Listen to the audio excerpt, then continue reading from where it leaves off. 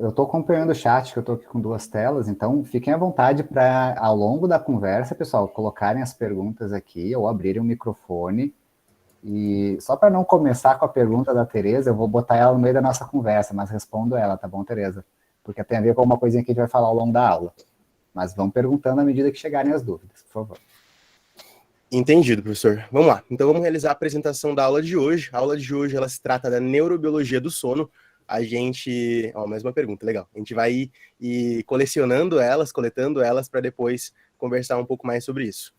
Ela é apresentada, então, pelo professor Gabriel Natan Pires. Ele é PhD biomédico, com mestrado e doutorado em psicobiologia pela Unifesp, pesquisador do Instituto do Sono, diretor de pesquisa na Sleep Up, experiência e docência pelas universidades Gama Filho, Estácio de Sá, FMU, Pablo de Olavide, Espanha, e Universidade de Múrcia, também na Espanha. É embaixador do CIRCLE, que é Systematic Review Center for Laboratory Animals Experimentation, e também membro fundador do Brisa, que eu trouxe então essa informação porque eu também participo, e o Brisa nada mais é do que a iniciativa brasileira em revisões temáticas e meta-análises pré-clínicas. Então, no final, a gente pode falar um pouco mais sobre isso.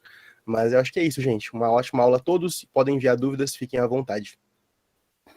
Muito bom, gente. Então, até parece, né, que esse tanto de coisa que o Ricardo falou significa alguma coisa, né? Eu sou, na verdade, só um cara que tenta fazer pesquisa sem dinheiro aqui no Brasil, então eu tenho a sorte de estar em algumas instituições que têm um financiamento bem bom na pesquisa sobre sono, né? Hoje, os locais onde eu trabalho são na Unifesp e no Instituto do Sono, onde eu trabalho com sono. Bom, trabalhar com sono também é ambíguo, né? Porque eu posso trabalhar com o tema sono ou com o sono mesmo, estando com sono, né? E que geralmente as duas são verdades também. Muito bem, então hoje a gente trata da neurobiologia do sono, um tema fantástico que é muito pouco abordado nas graduações biológicas e das ciências da saúde aqui no nosso país. Olha só que coisa curiosa, né? A gente fala, e quem trabalha, né, no campo da medicina do sono, enche a boca para dizer que nós passamos 1/3 da nossa vida dormindo. Mas isso não se reflete nas nossas aulas, nos nossos cursos de ciências da saúde e das ciências biológicas. Quantas aulas vocês têm sobre sono? Para quem está na medicina, talvez tenha uma aula de fisiologia do sono na fisiologia, quando muito. E talvez vai ter alguma coisinha de insônia na neurologia, um pouquinho de apneia na pneumo, na otorrino, mas toda a nossa fisiologia e a nossa biologia é completamente mudada durante o sono. Tem um pesquisador, um dos papas da melatonina no mundo, um fisiologista argentino chamado Daniel Cardinale, que diz que a nossa fisiologia tem 3 configurações básicas, principalmente pensando no sistema nervoso autônomo. Então nós temos a vigília, né, quando nós estamos acordados, em que existe um predomínio do sistema nervoso simpático, e existe o sono não REM, onde está o sono de ondas lentas, onde existe um predomínio do sistema nervoso parasimpático, e existe o REM, que é uma bagunça autonômica completa. Então, vejam a importância para a nossa fisiologia do sono, porque mais do que passar 1/3 da nossa vida dormindo, 2/3 das configurações fisiológicas humanas são associadas ao sono. Ainda assim, a gente sai da graduação sem saber nada sobre sono. A gente sabe sem saber nada, primeiro porque a medicina do sono é uma área muito recente, e também porque o conhecimento está sendo adquirido. E mesmo na prática clínica, de quem aqui é de profissões da saúde, a prática clínica demora a incorporar o sono. A gente, então, tem profissionais mal formados, isso acaba refletindo em diagnósticos mal feitos e tratamentos mal prescritos, né? A verdade é que, em todos os locais onde eu dei aula, eu sempre tive que fazer esforço para que nós tivéssemos ambulatórios de sono, que nós tivéssemos aulas sobre sono e disciplinas sobre sono. Quando isso não acontece, o profissional formado nessas condições acaba sabendo tanto sobre sono quanto o cara que viu o Globo Repórter sexta-noite. Em uma sexta, enfim, né, que geralmente tem... A gente fala aqui no Instituto do Sono que o Globo Repórter é sono, Pantanal, Amazônia e repete. É sempre a mesma coisa. Mas, então, a pessoa que não tem sai da uma faculdade de Ciências da Saúde sem conhecer sono, sai com conhecimento anedótico. O grande problema é queixas de sono são muito comuns na prática clínica de qualquer especialidade médica e de qualquer profissão da saúde. O cara pode ser geriatra, vai ouvir queixa dos seus pacientes idosos, e é o diagnóstico errado e a mal prescrição de medicamentos para o idoso potencialmente insônia é terrível, o ginecologista vai ouvir falar da insônia na menopausa. O urologista vai ouvir falar, por exemplo, de ereções relacionadas ao sono REM ou de noctúria. O gastro vai ter que tratar refluxo gastroesofágico por um colchão levantado, inclinado. O ortopedista vai ter que cuidar da posição que o cara dorme. Isso para ir para os menos óbvios, né? Porque os mais óbvios, todo mundo já sabe que existe uma relação com o sono. Os mais óbvios são aqueles que, para a Associação Médica Brasileira, compõem a área de medicina do sono, que é cardio, pneumo, otorrino, pediatria, clínica médica e o sexto eu esqueci, mas tem um sexto, pediatria. Então, vejam só, uma palestra como essa aqui na Liga de Vocês é um jeito de dar uma rasteira nessa falha de formação que nós temos no nosso país. Então, porque de alguma maneira vocês não vão saber tudo de medicina do sono aqui nessa aula, vocês vão começar a saber, e eu torço para que muitos de vocês tenham interesse por isso. Né? Criem esse interesse, busquem cursos, conhecimento e por aí vai. Na verdade, eu falo isso sem saber se essa é a realidade da faculdade de vocês, não sei que tipo de trabalho que vocês têm em medicina do sono, se tem algum ambulatório, se tem alguma aula específica, algum professor que trabalhe com medicina do sono. Eu torço para que tenham, tá? Dito isso, vamos começar então com a parte da neurobiologia do sono. Esperem aqui discussões mais fisiológicas sobre o que é o sono, começando com a ideia de que todos nós dormimos. Vejam só, todos nós vamos dormir do primeiro dia da nossa vida até o último dia da nossa vida, quando com um pouquinho de sorte, vocês vão dormir para não acordar mais. Vejam então, não só os seres humanos dormem, mas todos os animais dormem. Com certeza todos os mamíferos e todas as aves. Não se pode dizer que animais que na escala evolutiva são anteriores, às aves e aos mamíferos, que eles durmam, porque dormir implica em características comportamentais. Tem o sono, que é por característica eletrofisiológica, a gente observa uma atividade cerebral compatível com o sono, mas o sono implica em dormir, em um comportamento de dormir, que no ser humano é deitar de ladinho com as mãozinhas aqui do lado, abaixando o ursinho de dormir. Mas, por exemplo, um cavalo tem um comportamento de dormir muito diferente. O cavalo dorme em pé a maior parte do tempo, embora a fisiologia do sono do cavalo seja muito parecida. Um flamingo dorme numa perna só, então o comportamento é diferente. Um golfinho tem aquele sono unihemisférico, aí muda o comportamento e muda a parte eletrofisiológica também. Mas vejam só, todos os animais dormem. Os que não dormem, então nessa cadeira evolutiva que eu falei para vocês, eles pelo menos apresentam um ciclo de atividade e repouso de 24 horas. Ou seja, em um dia é separado um período em que a gente tem aumento de atividade metabólica, social, de relação presa-predador, enfim, algum tipo de atividade aumentada e outra é diminuída. Então, o sono, nesse contexto, ele se mostra importante porque, primeiro, ele é mantido ao longo da evolução. A gente tem uma dificuldade muito grande de dizer por que nós dormimos, mas o fato é que todos os animais dormem, ou têm essa atividade circadiana. E isso não teria sido mantido ao longo da evolução se não tivesse uma importância. Mas aí isso nos traz as questões importantes, né? Por que nós dormimos no final das contas? A Science tentou responder essa pergunta quando fez 125 anos. Quando que é uma das grandes revistas de ciências que nós temos no mundo, quando eles fizeram 125 anos, eles listaram 125 perguntas que a ciência não havia sido capaz de responder. A primeira delas, por que nós dormimos? E a segunda delas, por que nós sonhamos? A gente foca aqui na primeira, porque a segunda, a gente está muito longe de descobrir por que a gente sonha. E, na verdade, o pouco que a gente achava que sabia sobre sonhos, aquela coisa da relação dos sonhos com o sono REM, os últimos anos têm botado esse conhecimento por terra. A gente já sabe menos do que achava que sabia há um tempo atrás. A primeira pergunta é curiosa. Por que a gente dorme? Vejam só, eu falei para vocês que a gente tem essa regulação do ciclo circadiano, né? Então, o nosso dia, a gente tem um período de atividade, um período de repouso, não só o ser humano. O ser humano, repouso significa sono, mas em outros, mesmo em organismos unicelulares, a gente tem um período de diminuição de atividade metabólica. O importante aqui é, primeiro, entender por que a gente tem essa separação de período de atividade e período de repouso. Isso é parte da evolução e da biologia adaptativa que a nossa espécie e trocentas outras espécies passaram ao longo de centenas de milhares de anos. Pensem que o nosso planeta tem um período de rotação de 24 horas. E nesse período de rotação, a gente tem um período de exposição ao Sol e um período de escuro. Além da exposição solar, do fotoperíodo, esse ciclo de rotação de 24 horas também nos sujeita a períodos muito distintos em relação à temperatura, disponibilidade de comida, interação social, relação presa-predador e todo o ambiente que nos cerca. Então, no final das contas, a gente tem um ritmo circadiano simplesmente porque a gente tem a necessidade, por homeostase preditiva, de se adequar ao ambiente que nos cerca.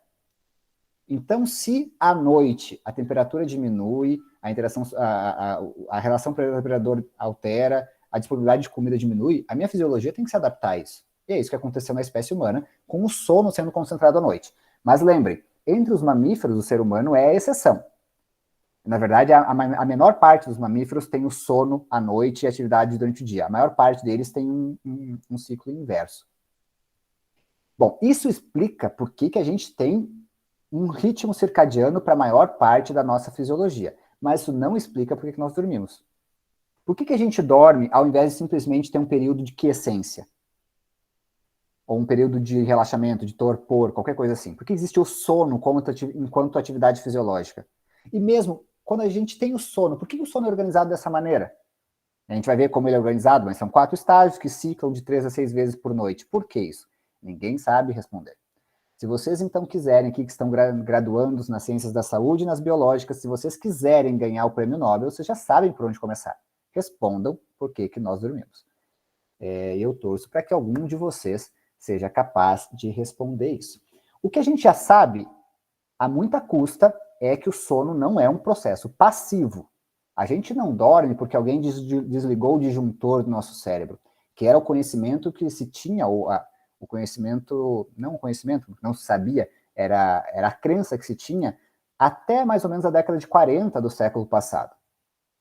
Então, se achava que nós dormíamos porque os mecanismos neurobiológicos que me mantinham ativo desligavam ou se silenciavam de alguma maneira.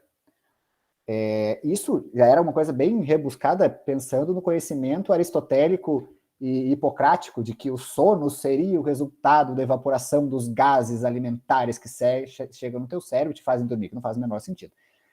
Mas, bom, né, também com as ferramentas que você tinha, você podia supor, e era uma suposição, enfim, que permaneceu por alguns séculos. Bom, mas aí, quando chegou a década de 30 do século passado, alguns pesquisadores, que hoje somos pais da medicina do sono, tiveram algumas ideias bacanas. A primeira delas, fazer um eletroencefalograma em alguém que dormia. Parece uma coisa tão trivial hoje, né? Mas pensem, que o eletroencefalograma, como a gente conhece hoje, ele foi mais ou menos pensado lá em 1929. Então, alguns anos depois já se fez um eletroencefalograma em alguém que dormia. E diferentemente do que se pensava, durante o sono a gente não tinha só traçado lento, um cérebro inativo.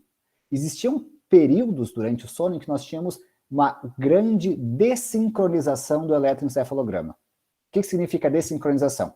Significa os neurônios disparando de modo desincronizado, cada um a seu momento, fazendo um eletroencefalograma rápido. Significa um cérebro ativo. Isso já foi a primeira quebra de paradigma, porque mostra que o sono não é um período passivo. Existe algo ativo no sono. Depois disso, se notou que, enquanto as pessoas que estavam dormindo tinham esses períodos intermitentes de alta atividade cerebral, eles também movimentavam os olhos. E aí que surgiu o tal do sono REM. REM vem da sigla em inglês para movimento rápido dos olhos.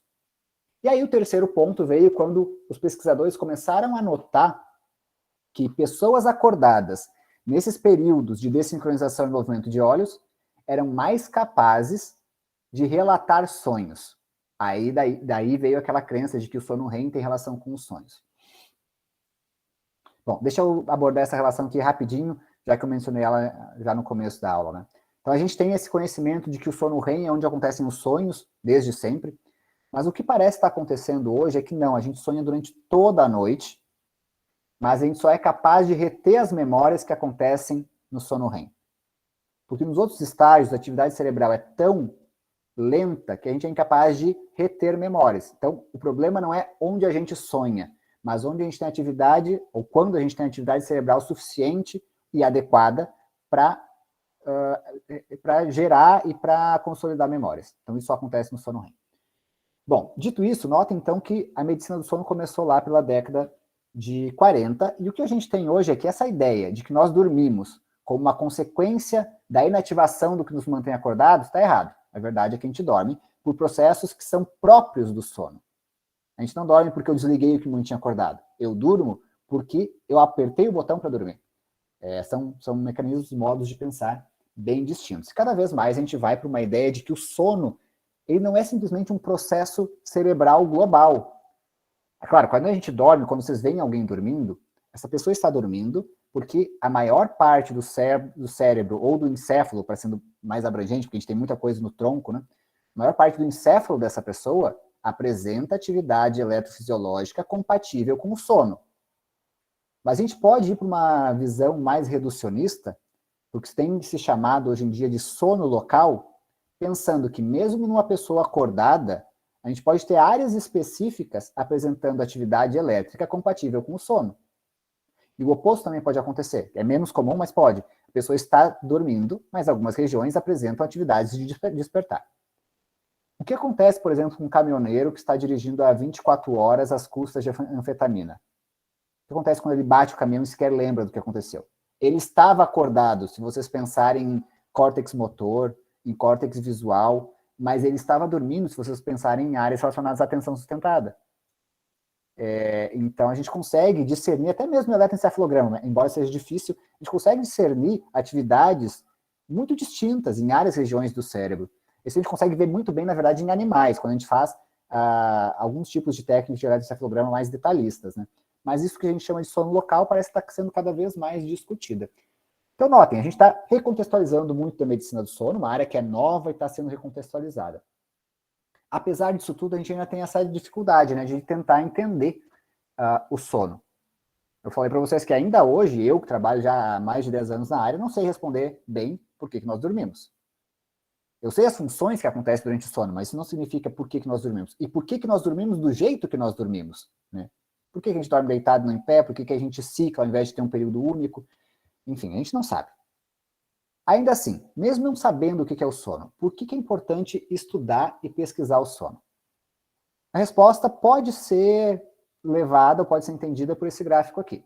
Notem que a gente tem uma montagem de imagens noturnas de satélite do globo inteiro aqui, e aqui a gente consegue notar que a gente pode entender a distribuição das pessoas ao longo do planeta pela distribuição luminosa, que é predita por duas coisas: desenvolvimento tecnológico e densidade populacional.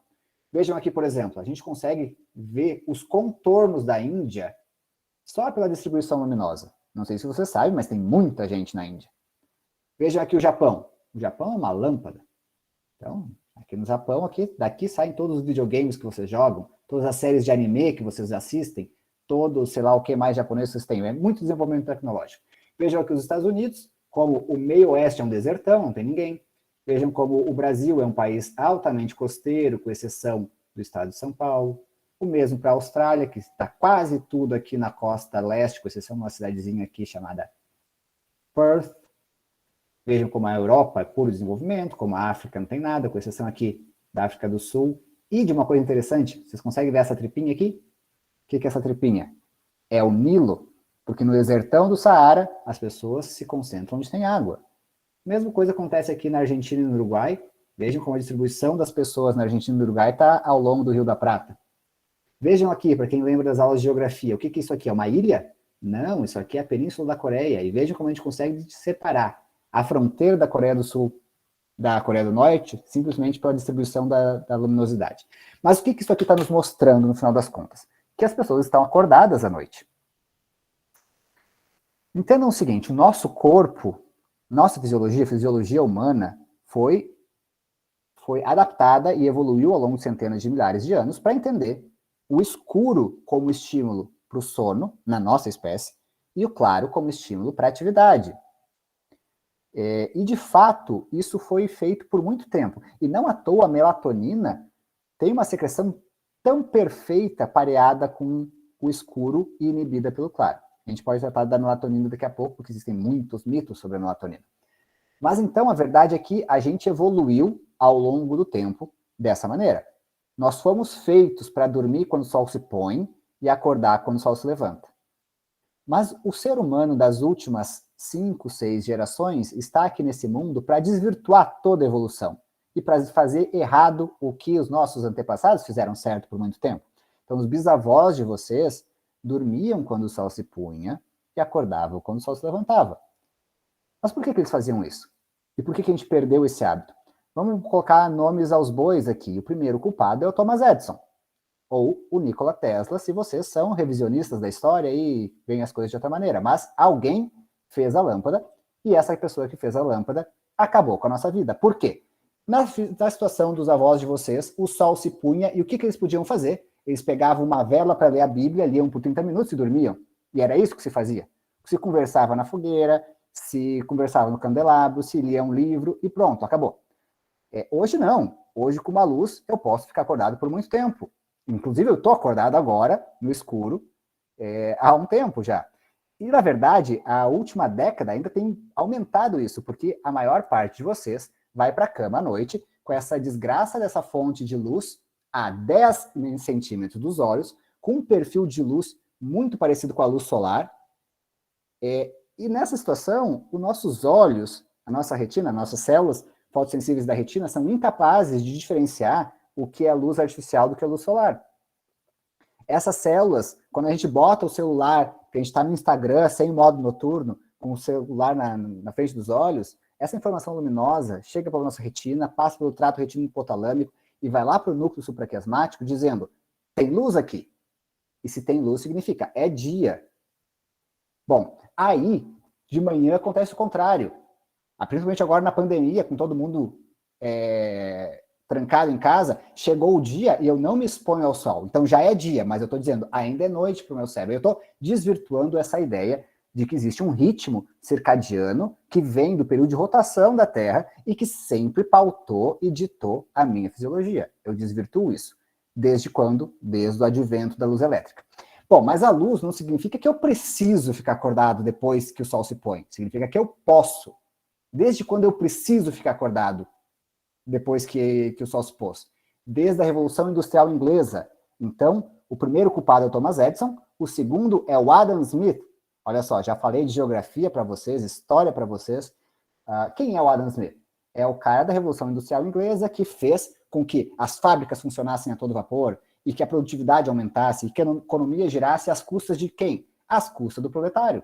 Às custas do cara que está numa situação de desamparo social, que não tem outra opção, além de trabalhar de madrugada. Então, hoje a gente fica acordado até a noite, por quê? Porque é conveniente e necessário economicamente, o que é uma desgraça. Vejam só, aqui em São Paulo, eu descobri que tem um mercado que funciona 24 horas por dia e que as verduras são trocadas às quartas-feiras à meia-noite. Então eu, a cada 2 ou 3 semanas, me privo uma noite de sono voluntariamente para garantir que o meu brócolis é o mais verde possível e que o meu espinafre está lindo e brilhando. É um problema para mim passar uma noite em claro? Não, não é. E é conveniente, porque eu vi benefício nisso. Mas para que eu exerça a minha conveniência, eu preciso de pessoas que estão lá naquele mercado todas as noites, se privando de sono todas as noites. Isso vai mudar? Não vai mudar. Porque num balanço entre a saúde individual e a conveniência social e os aspectos econômicos, a parte econômica ganha de lavada. Então vejam que nós exerçamos nossa conveniência de encontrar uma farmácia aberta de madrugada para comprar um analgésico para o filho com cólica, de encontrar um posto de gasolina aberto às 4 da manhã porque eu resolvi sair mais cedo de casa, para encontrar uma academia aberta às 11 da noite, para que eu exerça essas minhas conveniências, pessoas são privadas de sono.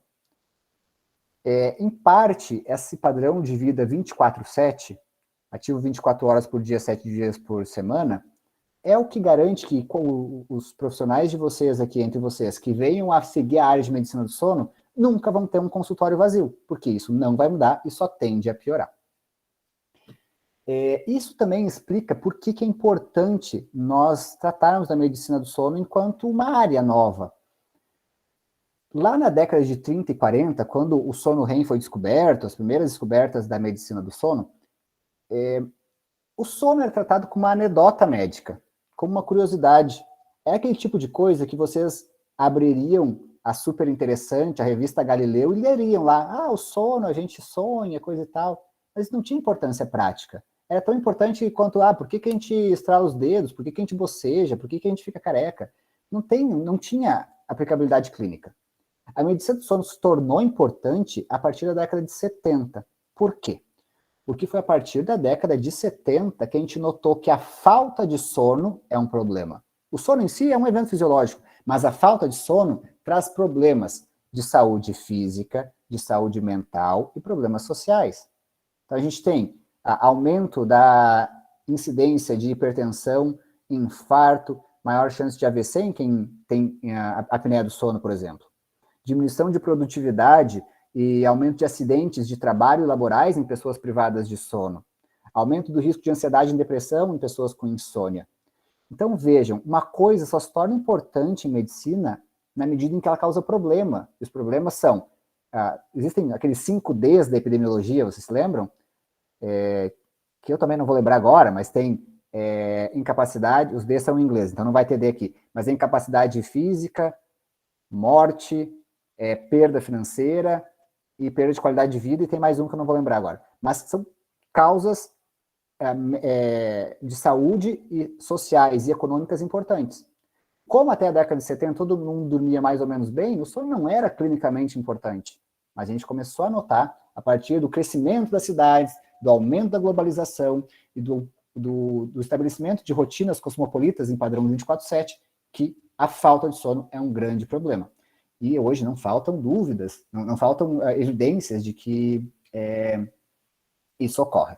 Bom, tudo isso serviu como uma introdução para eu tentar convencer vocês do tamanho da importância do sono à prática das profissões da saúde e para a biologia como um todo. Dito isso, vamos começar a botar os nossos pés na neurobiologia do sono. Começando por tentar explicar pela terceira vez e por outra via por que nós dormimos. Bom, se eu fosse simplificar bem a resposta, é simples. A gente dorme porque nós estamos cansados e porque é noite. Esses são os grandes estímulos para que o sono aconteça na nossa espécie. E esses dois estímulos, eles devem ser percebidos de alguma maneira pelo nosso encéfalo. Para tentar explicar isso, um fisiologista austríaco na década de 80 bolou um processo chamado o modelo dos 2 processos do sono, dizendo que nós dormimos porque existe um processo de controle circadiano do sono e um processo de controle homeostático do sono, que é mais ou menos colocado aqui nesse gráfico para vocês. Nesse gráfico, entendam o seguinte: num eixo vertical, quanto maior o valor, maior a propensão de que alguém durma, ou maior a pressão de sono. A gente tem esse processo C, essa curva está bem um pouco errada, inclusive, ela tinha que ser mais deslocada para a direita, mas a gente tem um processo C que indica que nós temos uma tendência circadiana de dormir à noite, porque de alguma maneira o nosso cérebro entende que é noite, que é hora de dormir, e gera essa necessidade de dormir. Mas notem que esse processo S, ele é não cumulativo, ou seja, ele vai ter sempre a mesma frequência todos os dias. Então, à medida que o dia vai passando, vai chegando a noite, me dá vontade de dormir. À medida que eu durmo, vai chegando o dia e dá vontade de acordar. E assim vai todos os dias. E isso aqui não vai mudar, mesmo que eu tenha dormido, que eu não tenha dormido numa noite, que eu tenha passado uma noite de plantão, por exemplo. Existe, junto com o processo C, o tal do processo S. Esse é o controle homeostático do sono. Segundo o processo S, que foi um pressuposto teórico, quando isso aqui foi postulado, segundo esse processo, alguma coisa se acumula no meu cérebro, em algum lugar que não sabia onde era, e à medida que essa alguma coisa se acumula, a pressão para o sono, ou seja, a tendência de dormir, a sonolência vai aumentando. Então, eu vou ficando acordado, essa coisa acumula, até que chega um ponto crítico em que eu preciso dormir, que eu efetivamente durmo, e aí essa alguma coisa que se acumula é depurada, e aí eu acordo.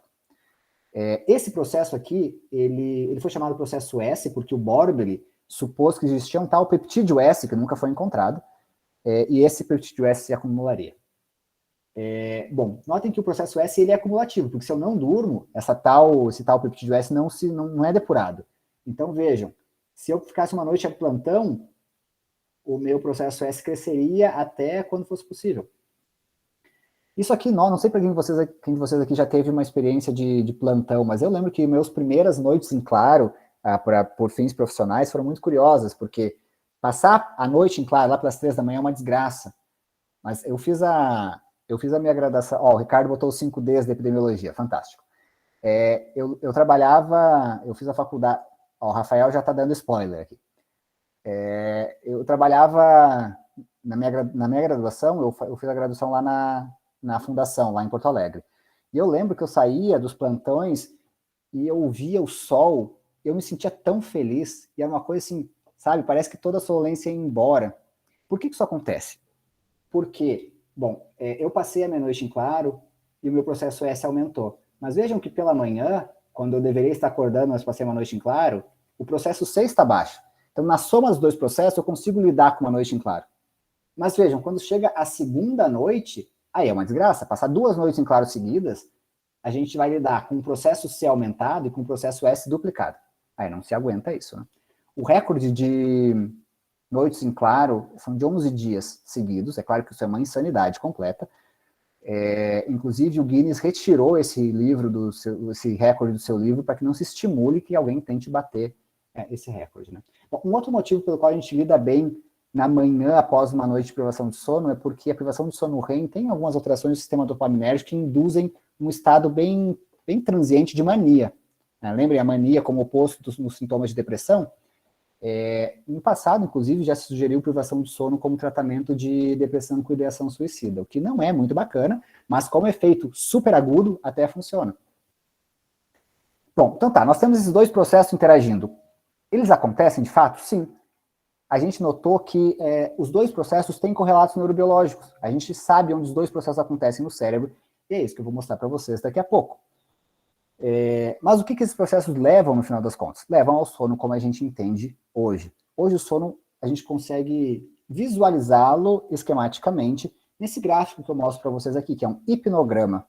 Esse gráfico é o resultado da polissonografia, o principal exame da medicina do sono, um exame chato de se fazer, caro, desconfortável para o paciente, mas que é o melhor que nós temos ainda para diagnosticar a maior parte dos distúrbios de sono. Notem aqui, nesse gráfico, o tempo que eu passo, aqui a gente tem o tempo, né, uma noite de 7 horas e meia de sono, e o tempo que eu passo em cada barrinha horizontal é proporcional ao tempo que o paciente passou em cada estágio. Então, notem aqui, nós temos o estágio N1, N2, N3, e logo depois vem um pouquinho de REM. Depois a gente tem o estágio N2, N3 e um pouquinho de REM. N3, um pouquinho de REM. N3 e um pouquinho de REM.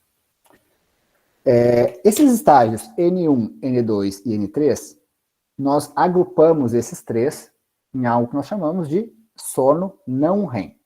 Então, são 4 estágios de sono, N1, N2, N3 e REM, mas a gente separa esses 3 em 2 fases, o sono não REM e o sono REM. Então, nessa ideia de que nós temos o sono não REM e o sono REM, nós conseguimos entender o que são os ciclos de sono.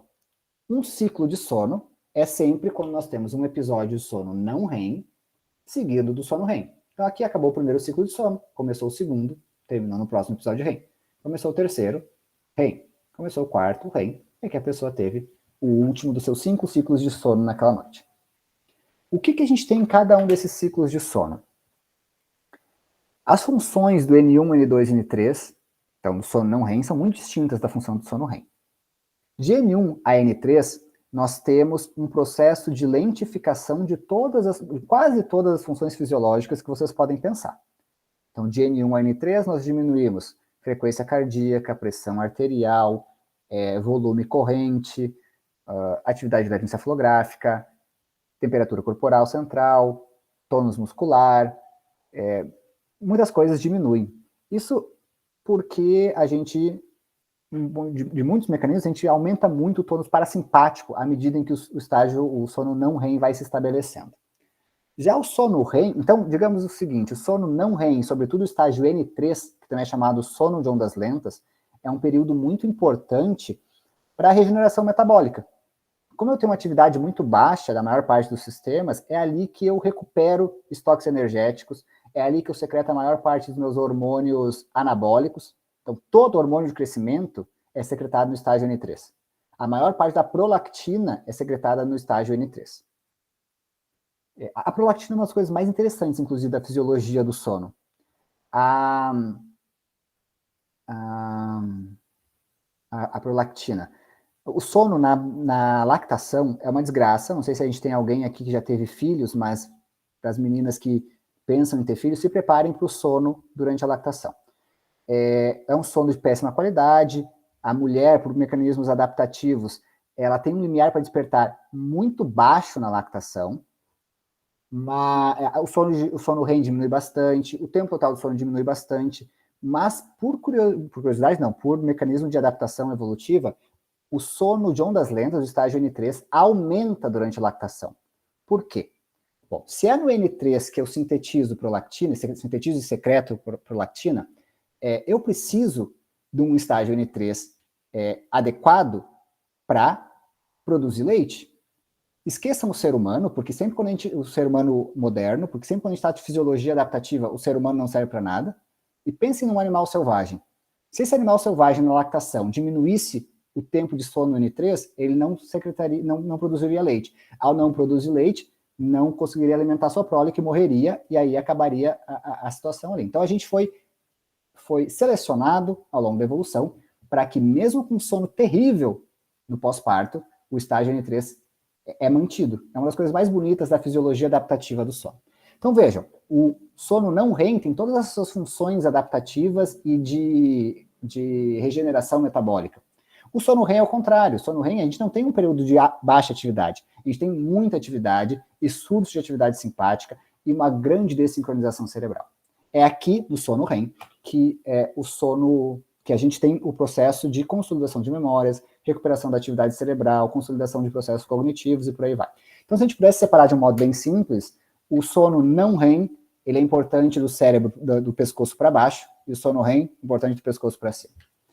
Lembra que eu falei para vocês que a gente ainda não sabe por que o sono ocorre, e além disso, a gente não sabe por que o sono ocorre do jeito que ele ocorre? Por que diabos a gente tem 3 a 6 ciclos de sono ao longo da noite que vão ciclando? Por que a gente não tem 4 horas direto de sono não REM e depois 4 horas direto de sono REM? É uma das perguntas que a gente não tem. Mas uma das hipóteses é de que essa é uma estratégia para que nós tivéssemos pequenos despertares intermitentes ao longo da noite, ao final de cada estágio REM, o que de fato acontece, porque um animal selvagem que passasse 4 a 8 horas dormindo sem acordar ao longo de uma noite inteira, ele estaria mais sujeito à predação. Mas não é uma boa resposta. A gente ainda não consegue entender esse mecanismo muito bem. Esses estágios, eles ciclam e se apresentam em proporções bem distintas. O estágio N1 é muito curto, a gente passa no máximo 5% da noite, uma condição normal. O estágio N2 ocupa metade da noite, eu já explico por quê. O estágio N3 ocupa 1/4 a 1/5 da noite, e o sono REM ocupa também 1/4 a 1/5 da noite. Notem aqui que esses 2 estágios foram os únicos aos quais eu atribuí alguma função importante até agora. O sono de ondas lentas secreta hormônio de crescimento, o sono REM, importante para a consolidação de memória. Ainda assim, a maior parte da minha noite se passa num estágio que a gente não tem uma função bem estabelecida. Também é outra coisa que a gente não sabe por que direito, mas uma boa explicação é a seguinte. Esqueçam de novo o ser humano e pensem que vocês são um roedor selvagem na savana africana e que vocês passaram a noite correndo de um predador. Vocês não dormiram. Na próxima noite, pode perguntar, Lucas. Eu tô vendo que tá chegando um monte de perguntas aqui, mas eu não tô respondendo, gente. Eu vou pegando aqui o que der. Bom, de qualquer maneira, eu tô registrando também, professor. Fechou, bacana. Então, deixa eu retomando o negócio da savana africana aqui. Vocês são um roedor selvagem na savana africana, vocês passaram a noite correndo de um predador, na próxima noite vocês vão ter mais sono. O que aconteceria nessa relação presa-predador se vocês, para recuperar o sono perdido da noite anterior, dobrassem o tempo total de sono nessa noite? Vocês iam ser predados. Vocês iam aumentar a chance de ser predados, aumentando o tempo total de sono. Além disso, a gente teria uma alteração muito importante do ponto de vista metabólico. O ser humano, por exemplo, consegue manter a glicemia ao longo de 8 horas de sono, mas 16 horas já é mais difícil.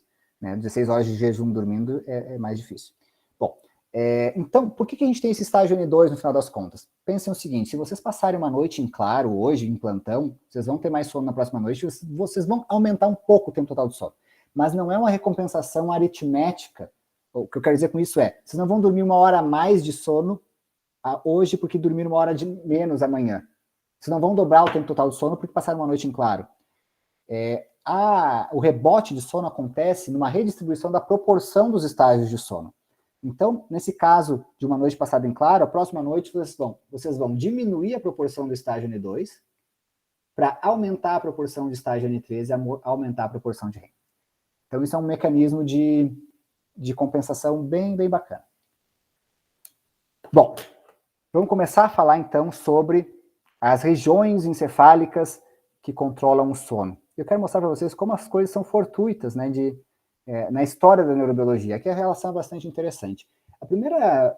Uma das primeiras vezes em que se preocupou e se notou que o sono, de fato, era regido por regiões cerebrais encefálicas, foi por um surto de casos de encefalite letárgica no começo do século passado, descritos por um patologista chamado von Econom.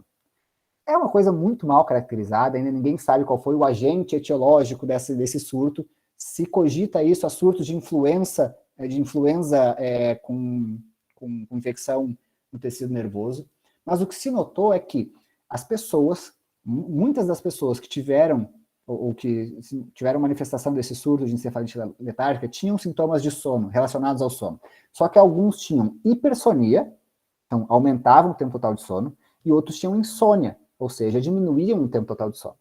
O que esse von Econom notou é que a posição da lesão no sistema nervoso central estava relacionado com o tipo de sintomas de sono observado. Então, o que a gente notava é que pessoas que tinham lesões aqui nessa área azulzinha, aqui mais no hipotálamo lateral, pessoas que tinham lesões aqui, elas tinham hipersonia, ou seja, dormiam demais.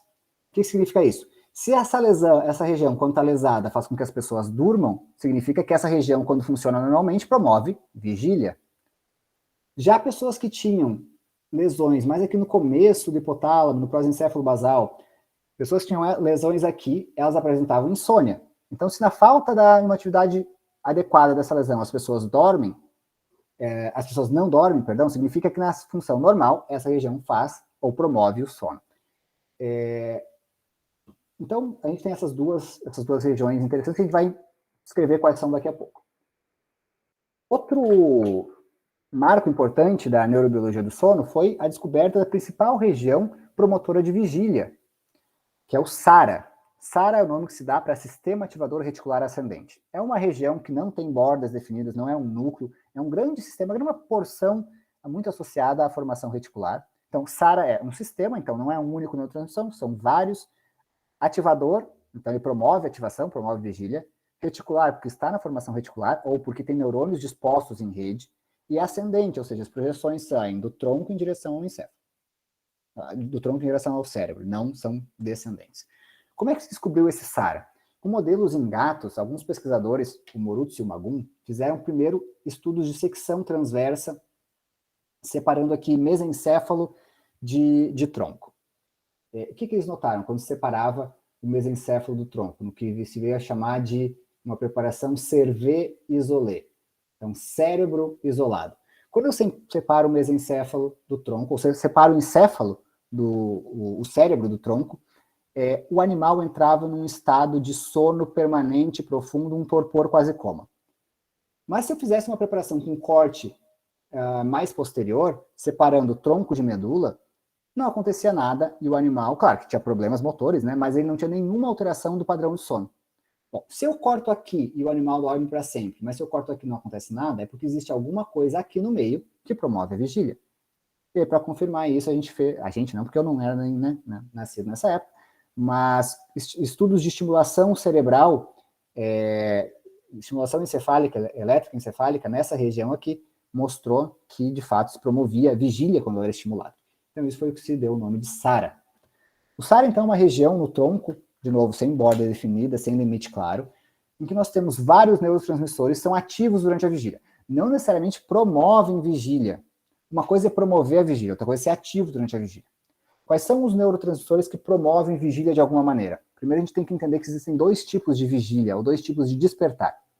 Existe o despertar neurofisiológico, ou despertar cortical, que significa apresentar atividade cerebral rápida, e existe o despertar comportamental, que significa estar ciente de que está acordado, ter a capacidade de atenção, ter a capacidade de vigília sustentada. Então, eu acordado aqui, eu estou acordado porque eu tenho a capacidade de atenção sustentada, eu sei que estou acordado, eu interajo com o ambiente, e o meu cérebro tem atividade rápida. O despertar cortical, ele se deve principalmente à acetilcolina. É a principal responsável por promover a desincronização cerebral. Já a noradrenalina é a principal responsável pelos processos de atenção, então é o que está relacionado ao despertar comportamental. Os outros estão relacionados, principalmente serotonina e dopamina, são muito associados à vigília, mas não promovem necessariamente a vigília. Eles estão ativos em processos que acontecem durante a vigília, mas eles não necessariamente promovem a vigília. Bom, como exatamente então a vigília ocorre? Vamos passo a passo aqui. Eu falei para vocês que a vigília acontece principalmente por conta da acetilcolina, que vai sair para os fins de promoção de vigília de dois núcleos aqui no nosso tronco, no mesencéfalo, o tegmento laterodorsal, o tegmento pedúnculo pontino, e se vocês não forem para a neurologia, não existe a menor necessidade de saber o nome disso. Bom, o fato é que são núcleos colinérgicos, e a acetilcolina, então, secretada por esses núcleos, vai atar alguns núcleos, não é um único, são vários, espalhados por várias regiões subcorticais, que são glutamatérgicos. E vocês lembram que o glutamato é o principal neurotransmissor excitatório. Quando o glutamato é liberado, tudo se ativa. Então, o que acontece? A acetilcolina, quando liberada, faz com que o nosso córtex se banhe em glutamato. E assim, o nosso cérebro dispara. Isso é o começo da vigília. Mas, além disso, nós temos todos esses neurotransmissores ativos. Aqui a noradrenalina, do locus coeruleus, promovendo o despertar comportamental.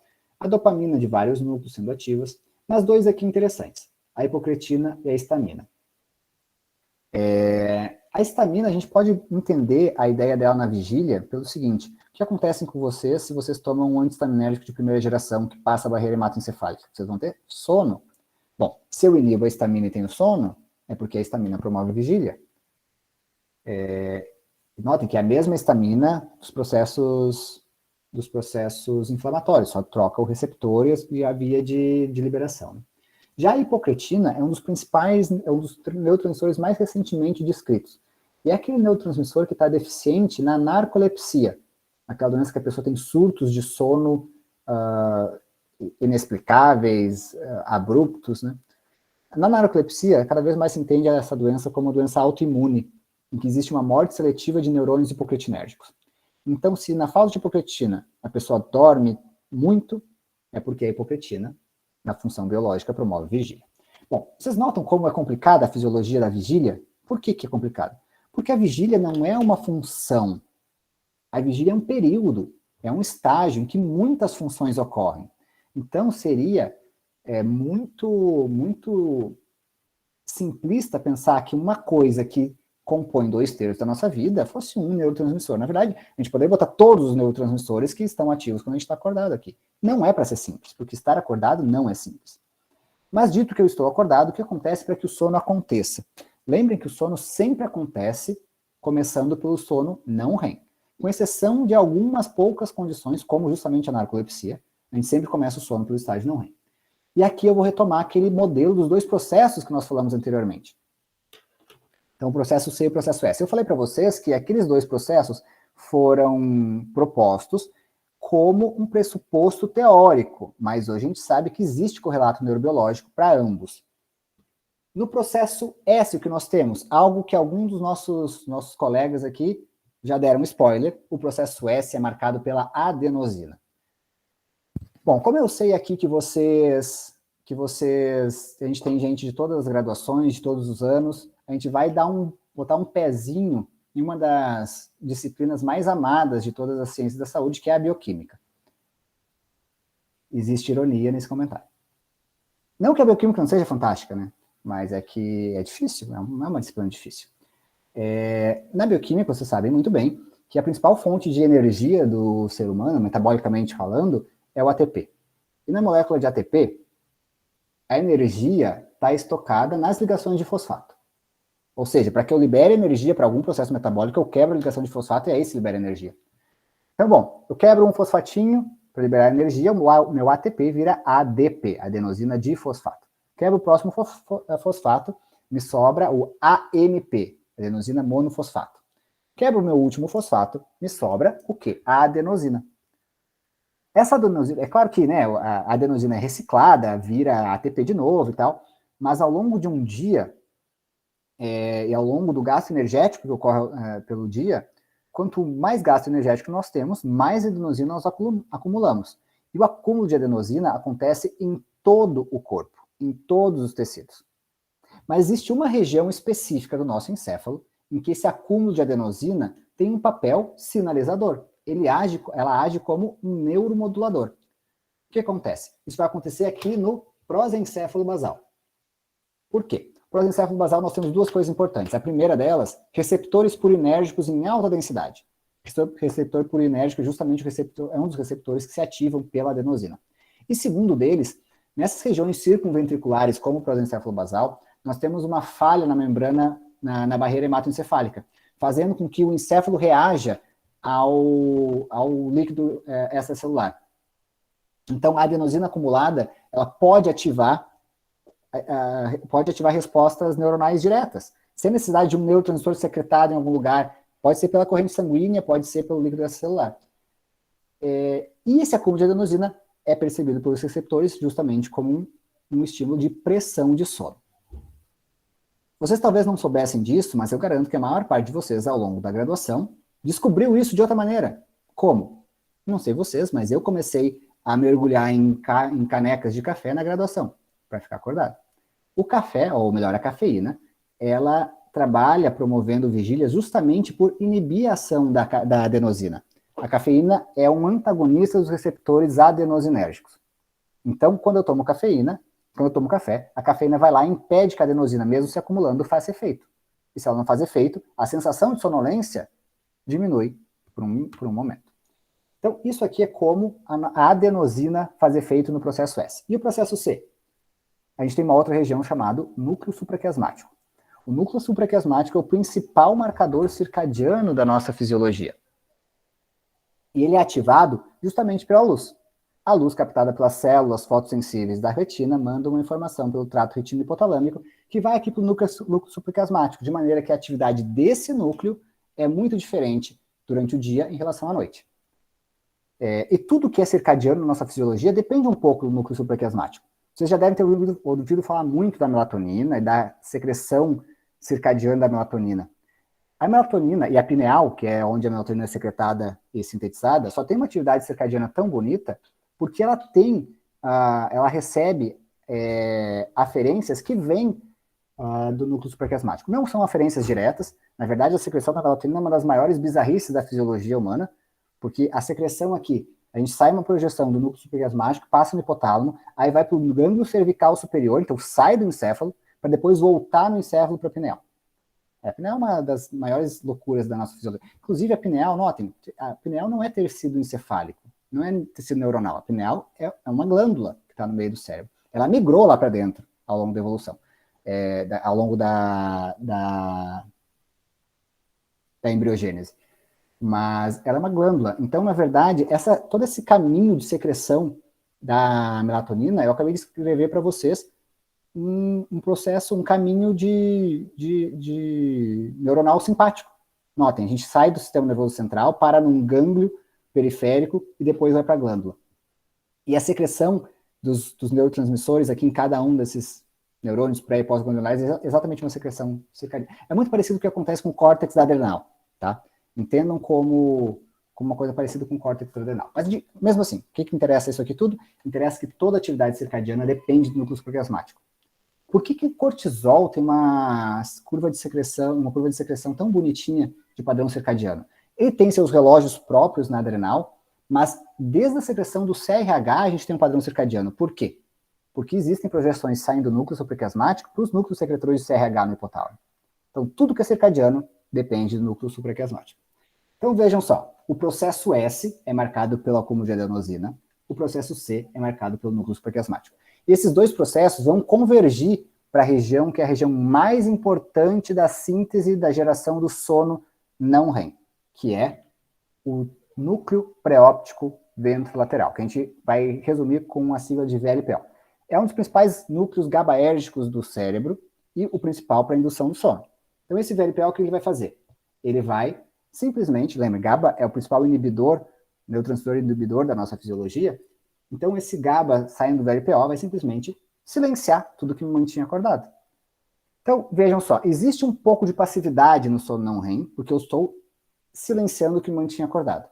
Mas o motivo pelo qual esse núcleo GABAérgico se ativou é próprio, é único do sono. Então, o sono não é passivo, ainda que as suas consequências sejam um pouco de quiescência.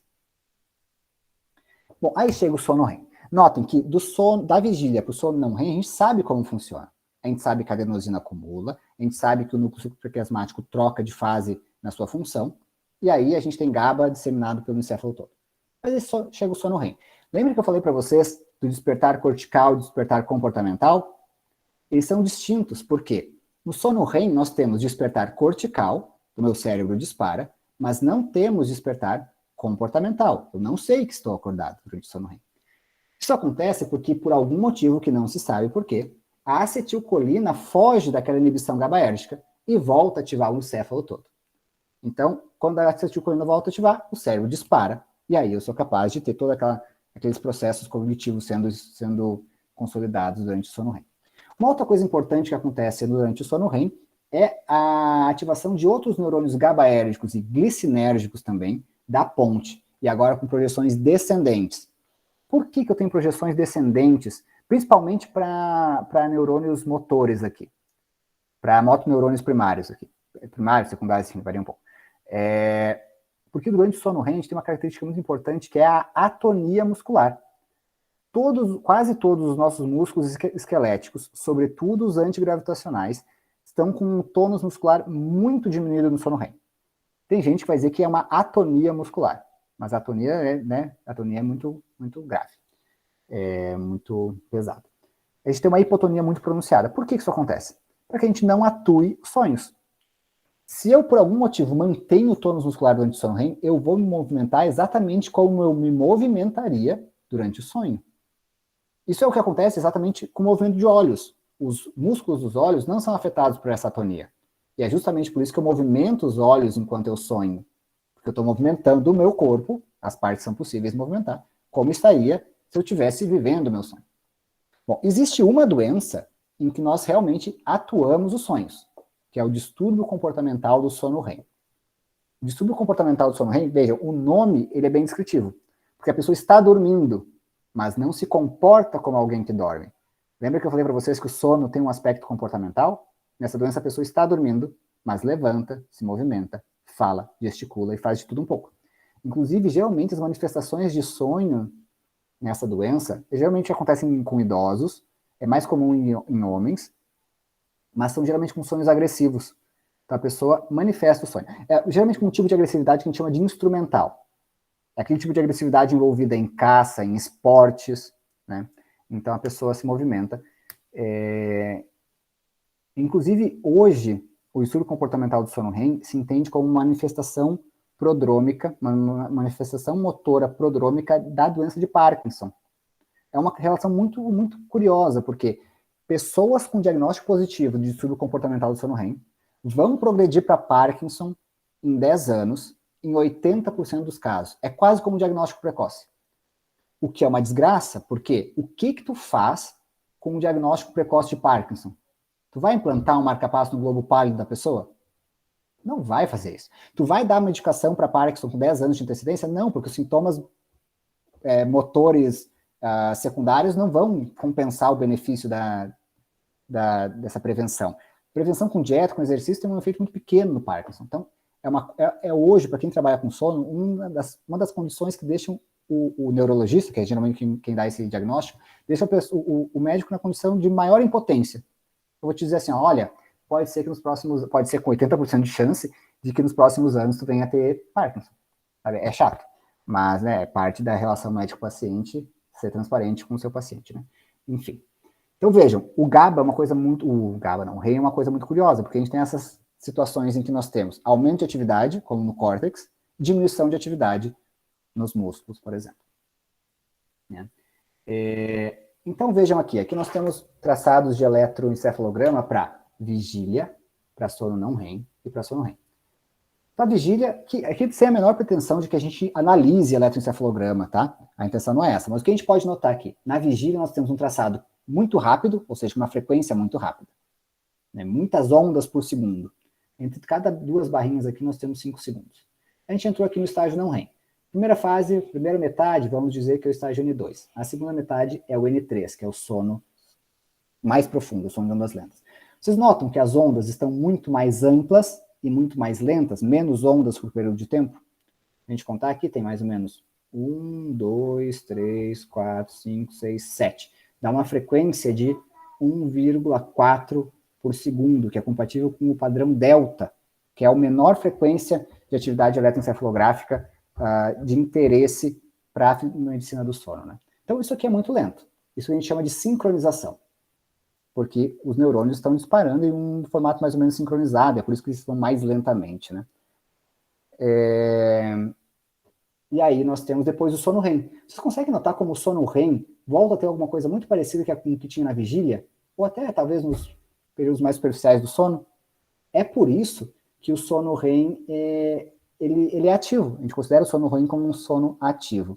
Né? A gente tem aqui uma colega dizendo que conversa enquanto dorme sentado na cama. Acontece. Isso não é o distúrbio comportamental do sono REM, gente. O sonambulismo e todos esses mecanismos automáticos, a gente pode conversar mais tarde, eles acontecem no sono de ondas lentas, tá? E geralmente são automáticos. A gente fala disso depois, isso é bem bacana. Então, nós temos aqui várias atividades que ciclam ao longo da noite. A gente tem padrões de onda específicos para cada estágio. Mas o que é importante notar, passando aqui um pouquinho para a polisonografia, para a gente não se estender muito, é que todos esses estágios têm suas características, a gente precisa deles para fazer o exame da polisonografia. A polisonografia é um exame, como eu falei para vocês, chato de fazer, porque olhem nessas figuras aqui, a pessoa dorme com trocentos eletrodos e sensores ao longo do corpo inteiro. Geralmente são vários sensores, vários exames em características resumidas. Nós temos um eletroencefalograma só com 6 canais, um eletrocardiograma com uma derivação só, eletromiograma de queixo, que é feito para estagiar sono. Lembram que no sono REM a gente tem a atonia muscular? A gente bota eletrodos aqui no mento, porque o mento não se movimenta, mas tem todos, então é bom para isso, né? A gente faz eletromiograma dos tibiais anteriores para ver movimentos de pernas. Uma das primeiras perguntas que a gente teve aqui foi justamente sobre isso. A gente faz, às vezes, eletromiograma do masseter para diagnosticar bruxismo. A gente faz eletrooculograma para avaliar movimento de olhos associado ao REM. A gente faz avaliação respiratória para diagnóstico da apneia. E a avaliação respiratória é uma das partes mais confortáveis, porque a pessoa vai dormir com uma cânula de pressão nasal, né, uma cânula de suporte respiratório. Ele não está dando oxigênio para a pessoa. Ele está captando variação de pressão no fluxo aéreo. Colocado no nariz. Além disso, um sensor de temperatura colocado na frente da boca. Por quê? Porque se eu me valer só da cânula de pressão nasal, se a pessoa fosse um respirador oral, eu não ia ver fluxo aéreo. Então, como a gente expira sempre o ar mais quente do que inspira, a curva de temperatura tem exatamente o mesmo formato da curva de fluxo aéreo. A gente tem duas faixas de esforço colocadas no tórax e no abdômen para avaliar o esforço respiratório durante a noite. Por que isso é importante? Porque existem 2 tipos de apneia. Existe a apneia obstrutiva do sono, que acontece porque existe uma obstrução nas vias aéreas superiores, impedindo com que o ar passe. E existe a apneia central, que é um problema neurológico, um problema lá nos núcleos, lá na ponte, no bulbo, que estimulam e que controlam a respiração. Na apneia obstrutiva, eu não consigo respirar pela obstrução, mas continuo tendo movimentos respiratórios, porque meu drive respiratório e minha atividade quimioceptora continua funcionando. Mas já na apneia central, eu não respiro e tampouco tenho movimento respiratório. Então, eu não tenho esforço respiratório. Então, é feito para esse diagnóstico diferencial. Bom, então se diagnostica muita coisa pela polissonografia, mas vocês veem como é complicado. Né? E aqui a gente consegue entender por que a gente tem 2 dos eletrodos que eu mencionei para vocês. O eletromiograma e o eletrooculograma. Notem que aqui nesse traçado parece que é uma coisa só. Esses 2 de cima. São 2 eletroencefalogramas, né? E é impossível distinguir, por esse traçado aqui, se é sono superficial, se é vigília ou se é REM. Mas se eu traço uma linha aqui, Vocês conseguem notar que o padrão de atividade ocular, que a gente tem eletrooculograma, direito e esquerdo, e eletromiograma do queixo, o padrão troca bastante? A partir daqui eu começo a ter movimento de olhos e o tônus muscular diminui bastante?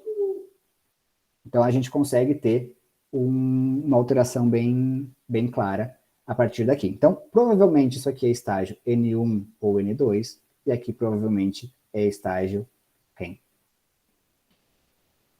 Eu quero passar para nós terminarmos e irmos para as perguntas, só algumas épocas de polissonografia para vocês verem o que se observa em cada uma delas. Primeiro, o que é uma época de um exame como a polissonografia ou um eletroencefalograma?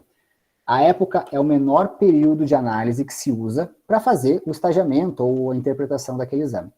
As épocas na polissonografia são divididas em 30 segundos. Então pensem que um analista de polissonografia vai pegar um registro de 6 horas de sono e vai dividi-lo em períodos de 30 segundos e analisar um a um. Vai dar 600, 700 épocas de polissonografia para analisar manualmente. Então, vejam o trabalho que um técnico de polissonografia tem para analisar esse registro.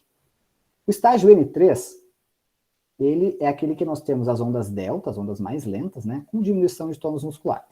Então, notem aqui.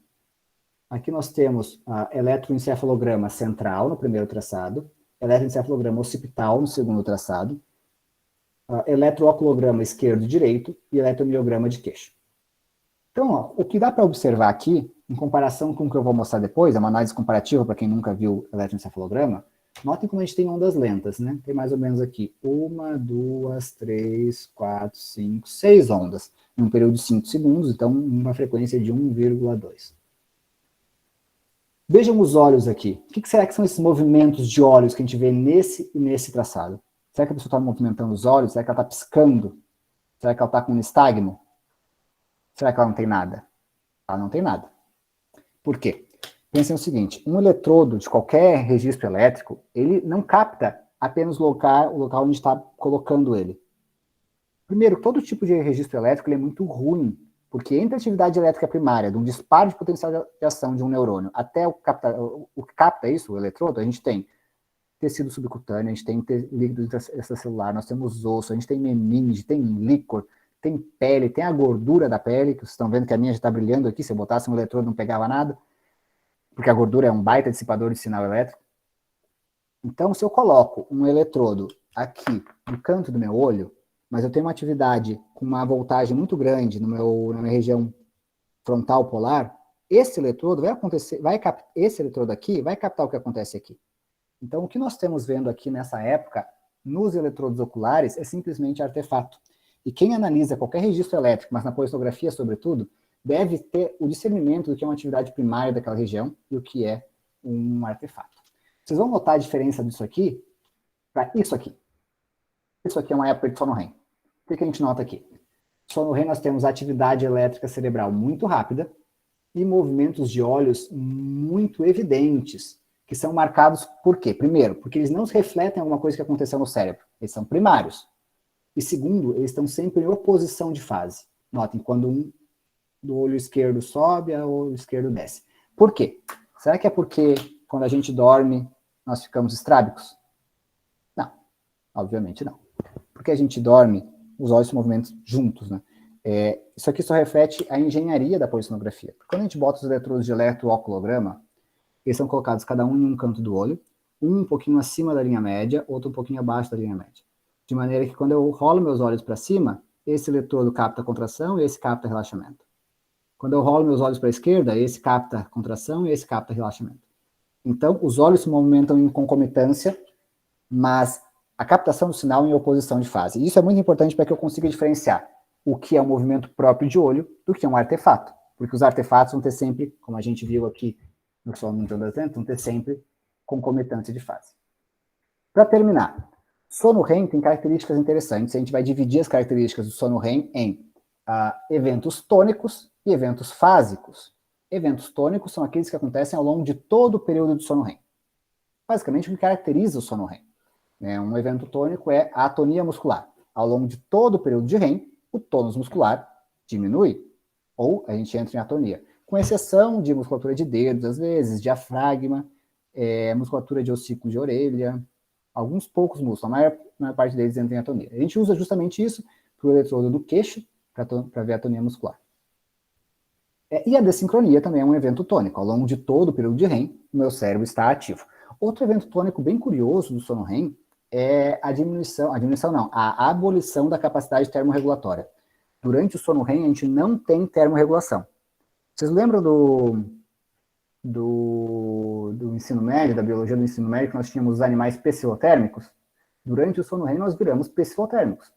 A gente tende à temperatura ambiente. Geralmente, ao longo de um dia, a menor temperatura central do nosso corpo é justamente no sono REM. Por quê? Porque geralmente a gente dorme em ambientes cuja temperatura é menor que 37 graus. Então a gente tende a diminuir, porque a gente tende à temperatura ambiente. Se eu dormisse em um lugar onde a temperatura ambiente é 40 graus, minha temperatura no sono REM vai aumentar. Então é uma característica bem estranha do sono REM, essa diminuição da capacidade termorregulatória. Diferente do sono dos eventos tônicos, nós temos os eventos fásicos, e esses não acontecem ao longo de todo o sono REM. Eles acontecem intermitentemente ao longo do sono REM. O primeiro deles são abalos musculares, que são bem separados dos demais. Abalos musculares acontecem porque eu passei, 15 minutos parado numa posição sem tônus muscular nenhuma, e alguma região do meu deltoide, do meu glúteo, das minhas costas, vai ficar hiperfundida. Eu preciso movimentar um pouco, não movimentos amplos, mas vou ter algum abalo muscular para reperfundir alguma região. Os outros movimentos, todos eles acontecem mais ou menos juntos. O primeiro deles, então, movimento rápido de olhos, que acontecem junto com os sonhos, e acontecem intermitentemente ao longo do sono REM. Entendam que a gente não movimenta os olhos durante todo o sono REM. Tem algumas aplicabilidades práticas essa análise de movimento de sono, dos olhos durante o sonho. A gente pode calcular ao longo do sono REM quantos por cento do sono REM teve movimento de olhos. A gente chama isso de densidade de REM. E existe quem sugira a análise de densidade de REM como diagnóstico diferencial para depressão, porque na depressão a gente tem aumento da densidade de REM. E a gente movimenta os olhos novamente porque a gente está movimentando como se sonhasse, como se estivesse vivendo o sonho. Um rato de laboratório, por exemplo, não movimenta os olhos. Por quê? Nós, seres humanos, temos sonhos de características visuais. É o nosso principal sentido, né? Um rato tem uma visão horrível. Então, o rato, na verdade, quando ele sonha... Bom, na verdade, eu nunca perguntei para um rato quando ele estava sonhando. Então, a gente supõe que quando o rato sonha, ele movimenta as vibriças e o focinho. Por quê? Porque os sentidos principais de um rato são o tato e o olfato. Então, se a gente quer ver um análogo de sono REM em ratos, não adianta fazer eletroalcoolograma. A gente tem que fazer um eletromiograma do focinho para analisar isso. Outra característica interessante são as ondas em dente de serra, que é um padrão eletroencefalográfico hipotalâmico especial, talâmico especial, que acontece só no sono REM, mas isso aqui pula para outra aula. Surtos de taquicardia e taquipneia, que acontecem geralmente junto com o sono, com os sonhos, e explicam picos de hipertensão e picos de taquicardia durante o sono REM, picos de atividade simpática.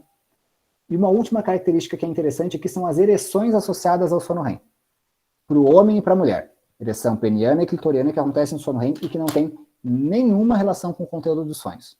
Só refletem as mesmas alterações autonômicas que justificam os surtos de taquicardia e taquipneia.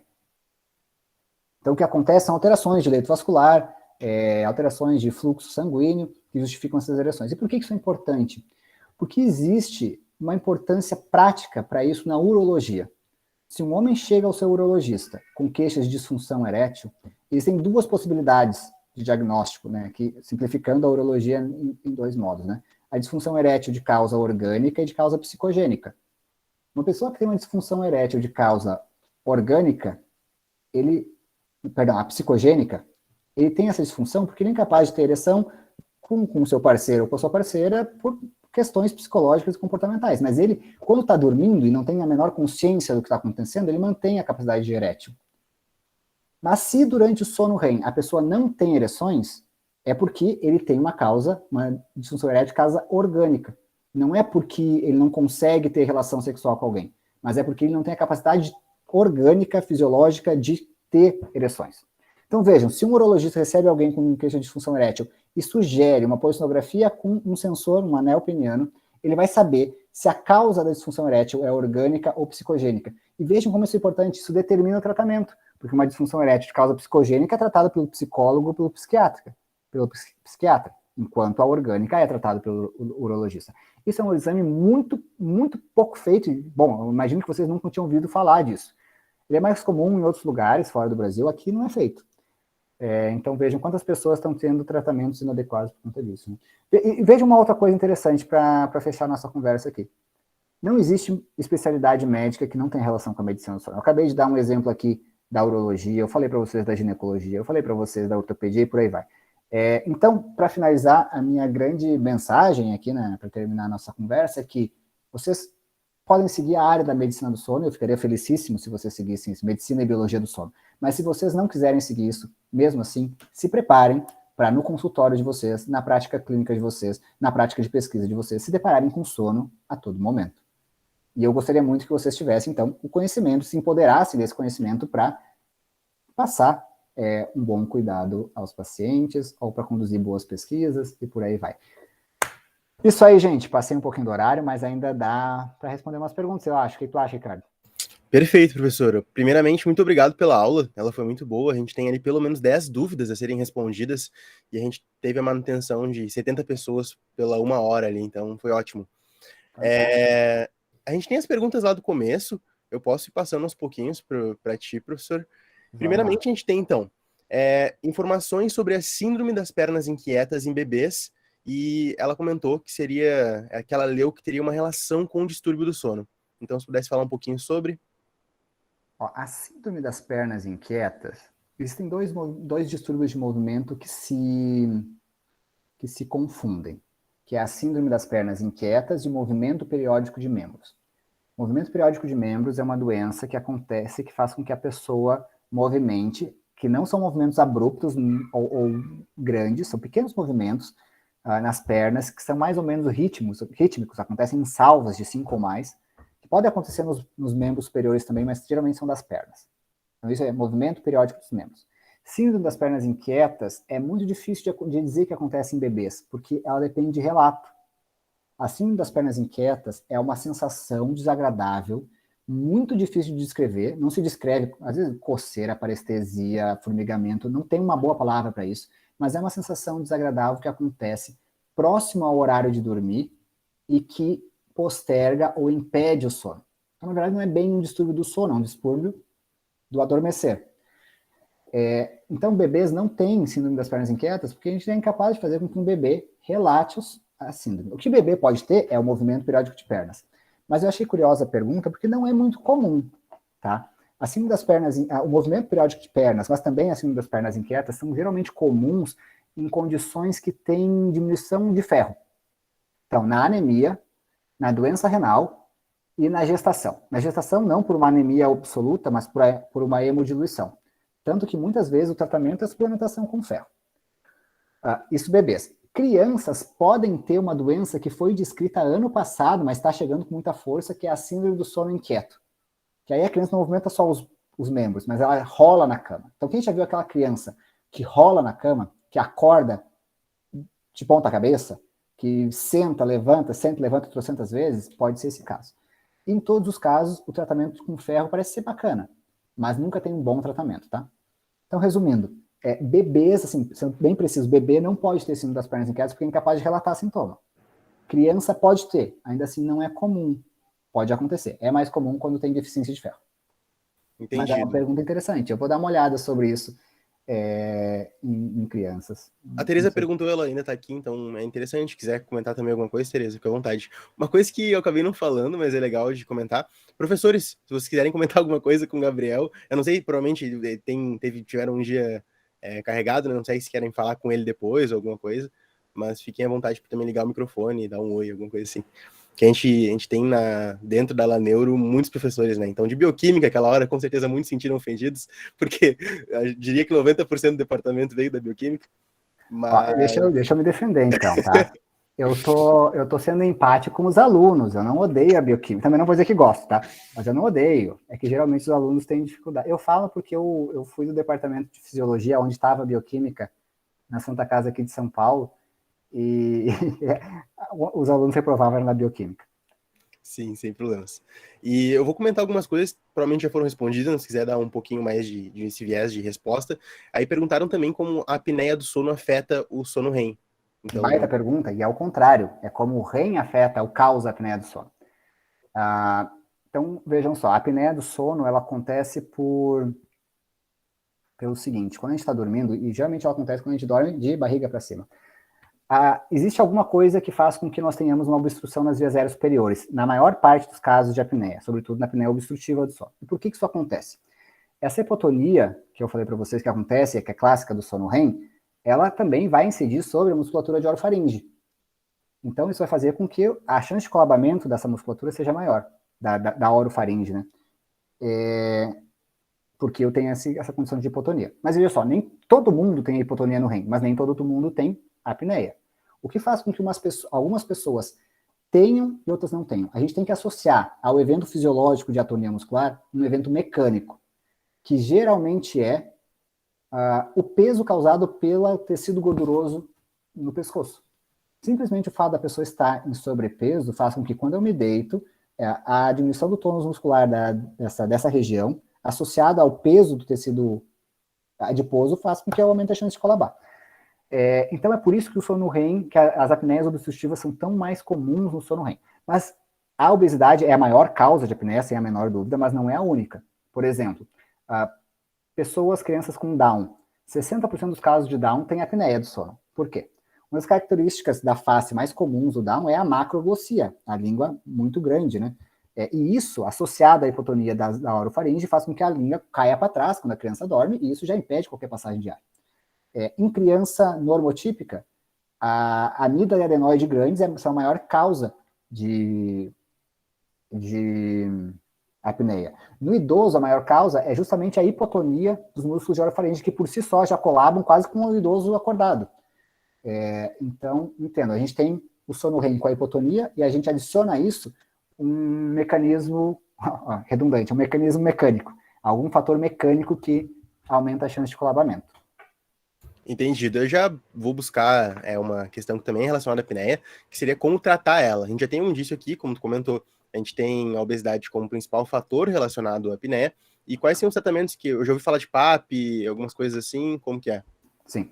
A gente tem tratamentos que curam e tratamentos que manejam sintomas. Em qualquer caso, a gente tem que garantir que a via aérea desobstrua à noite.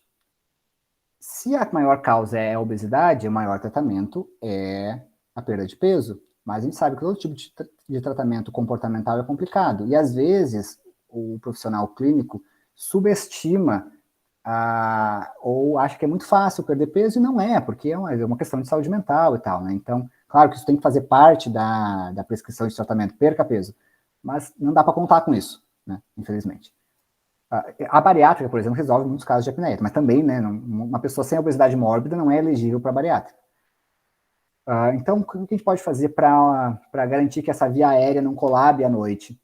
O CPAP é o principal tratamento, né? A pressão aérea contínua positiva, que, para quem nunca viu, é um compressor de ar que tu coloca, geralmente só no nariz, mas às vezes nariz e boca, que vai suprir esse paciente com uma coluna de ar numa pressão X, que vai manter as vias aéreas abertas, mesmo frente à hipotonia muscular e a qualquer força mecânica ali ao redor daquilo.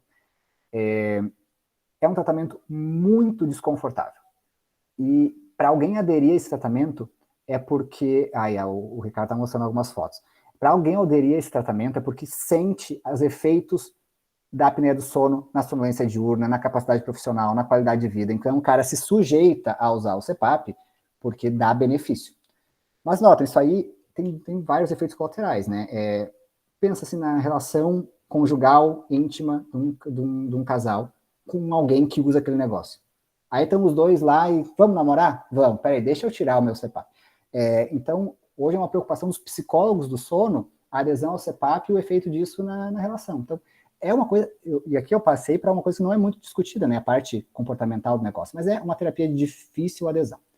Fora o CPAP que nós temos, os dentistas do sono fazem aparelhos intraorais de protusão mandibular, então bota a mandíbula para frente com o aparelho intraoral, para aumentar o espaço das vias aéreas superiores, serve para apneia leve.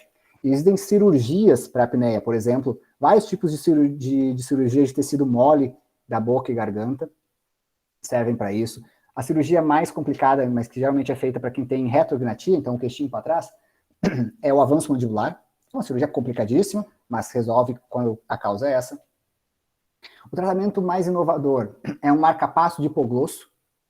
Então, assim como a gente bota marca-passo no coração, bota marca-passo no globo pálido para Parkinson, a gente bota um marca-passo no hipoglosso para manter o tônus muscular da orofaringe enquanto se dorme. E hoje também existem alguns exercícios fonoaudiológicos, na fonoaudiologia também tem participação nisso, e alguns estimuladores elétricos de língua também são legais. Mas nenhum deles funciona, e a verdade é que a maior parte das pessoas com apneia vai continuar com apneia, porque o tratamento é complicado e a adesão é baixa. É uma doença complicada. Então é muito melhor investir em prevenção, e a prevenção é hábitos saudáveis de vida e manter um peso eutrófico. Super interessante, inclusive, eu pelo menos alguns aqui que também participam, já escutamos em podcasts, por exemplo, a questão de que a gente tem uma diminuição desse potencial de atração das mulheres quando os homens utilizam o CPAP, é algo que já tem pesquisas utilizadas nesse sentido, né? Tu tem realmente esse fator que é muito importante na qualidade de vida, né, da pessoa. Inclusive, é uma desgraça, né? Porque a gente tem o estereótipo do casal heterossexual atualmente, é um homem que ronca e tem apneia e uma mulher que tem insônia.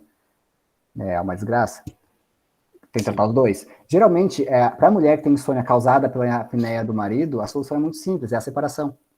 Né? Trata o problema. O segundo tratamento efetivo é o cotovelaço na costela, porque aí o cara vai virar de lado e quando a gente está em decúbito lateral se ronca e tem menos apneia, né? Se ronca menos, tem menos apneia. Mas é isso aí, já é complicado, tá? A apneia é complicado. Vamos então à nova pergunta. Distúrbios mentais também influenciam o sono, Gabriel? Como que é essa questão? Muito. E vários deles, tá? Começando pelo mais simples, insônia e depressão estão de mãos dadas sempre. A chance de que alguém com insônia desenvolva depressão é muito grande. Ansiedade também. Bom, a ansiedade é quase que a causa e a consequência direta da insônia. Né? Então, esperem distúrbio de saúde mental em quem tem insônia. Vai acontecer se a insônia não for tratada. Mas existem cada vez mais relações. Eu falei para vocês da relação de Parkinson, embora Parkinson não seja um problema de saúde mental do ponto de vista psiquiátrico, né, mas pode desenvolver demência com o tempo. Eu já falei da relação do Parkinson com o distúrbio comportamental do sono REM. Existe uma relação cada vez mais clara da privação de sono com o Alzheimer. Não sei se vocês já ouviram falar do sistema linfático. O sistema linfático, vocês sabem que o tecido nervoso não tem sistema linfático. Bom, mas os astrócitos, isso é uma coisa descoberta há uns 5, 6 anos, tá? Os astrócitos fazem as vezes da linfa, ou do sistema linfático, no tecido nervoso cerebral, o tecido nervoso. Recolhendo todo tipo de toxina, impureza, acúmulo, depósito que acontece no sistema nervoso. Né? Então, procurem por sistema linfático. Linfático é justamente a junção da palavra glia com linfático. O que se descobriu mais recentemente é que esse sistema linfático só funciona durante o sono. Então, se ele só funciona durante o sono, e se eu fui privado de sono cronicamente ao longo da minha vida inteira, eu tive um período cronicamente menor para a limpeza de impurezas que se acumularam, depósitos metabólicos no meu tecido nervoso. Isso pode se valer justamente para acúmulo de proteína, de agregado neurofibrilar, de proteínas associadas à proteína tal, enfim, por aí vai. Então, cada vez mais se relaciona doenças de depósito com a privação de sono. É claro que isso depende de privação crônica, tá? Não é porque eu passei uma noite em claro que isso vai acontecer. Mas é muito curioso. Entendido, ali o André até colocou, inclusive, depuração de beta-amiloide. Perfeito. A questão 5 que haviam comentado é sobre a relação do processo S com a adenosina, já foi comentado, acho que isso daí a gente pode passar. A gravação, Pamela, a gente pode enviar para todos os inscritos, tá? Todos os inscritos no Eventbrite a gente deixa disponibilizado também no Drive da Liga. Então, outra pergunta vamos lá. Eu tinha visto que alguns artistas antigamente ficavam à beira do sono de propósito, porque era um dos picos da criatividade. Isso está relacionado com N1? Isso está relacionado com uma balela. Não acreditem nisso, tá? A gente, ao longo da história, a gente viveu muitos períodos de subjetivação da importância do sono, tá? As pessoas dormem de modo diferente. O que acontece é que existem pessoas que dormem mais tarde, mais cedo, têm necessidades diferentes de sono, mas não existe motivo para pensar que uma pessoa é mais criativa próximo ao horário de dormir. O sono pode levar a estados de consciência bem alterados em alguns casos, né, inclusive com alucinações. E se isso é a causa do aumento de criatividade, eu prefiro que as pessoas durmam bem e se cuidem do que ter essa criatividade toda, que pode ser adquirida de outras maneiras, tá? Hoje, essa ideia assim, de criatividade com o sono tem sido botado de lado, e hoje é produtividade o sono. Então, trabalhe enquanto os outros dormem, né? Isso também é outra balela. Eu fiquei felicíssimo quando eu vi que tinha um youtuber desses youtubers de investimento, né, que se gabava de fazer lives às 5 da manhã com 3 mil pessoas quando ele entrou em falência.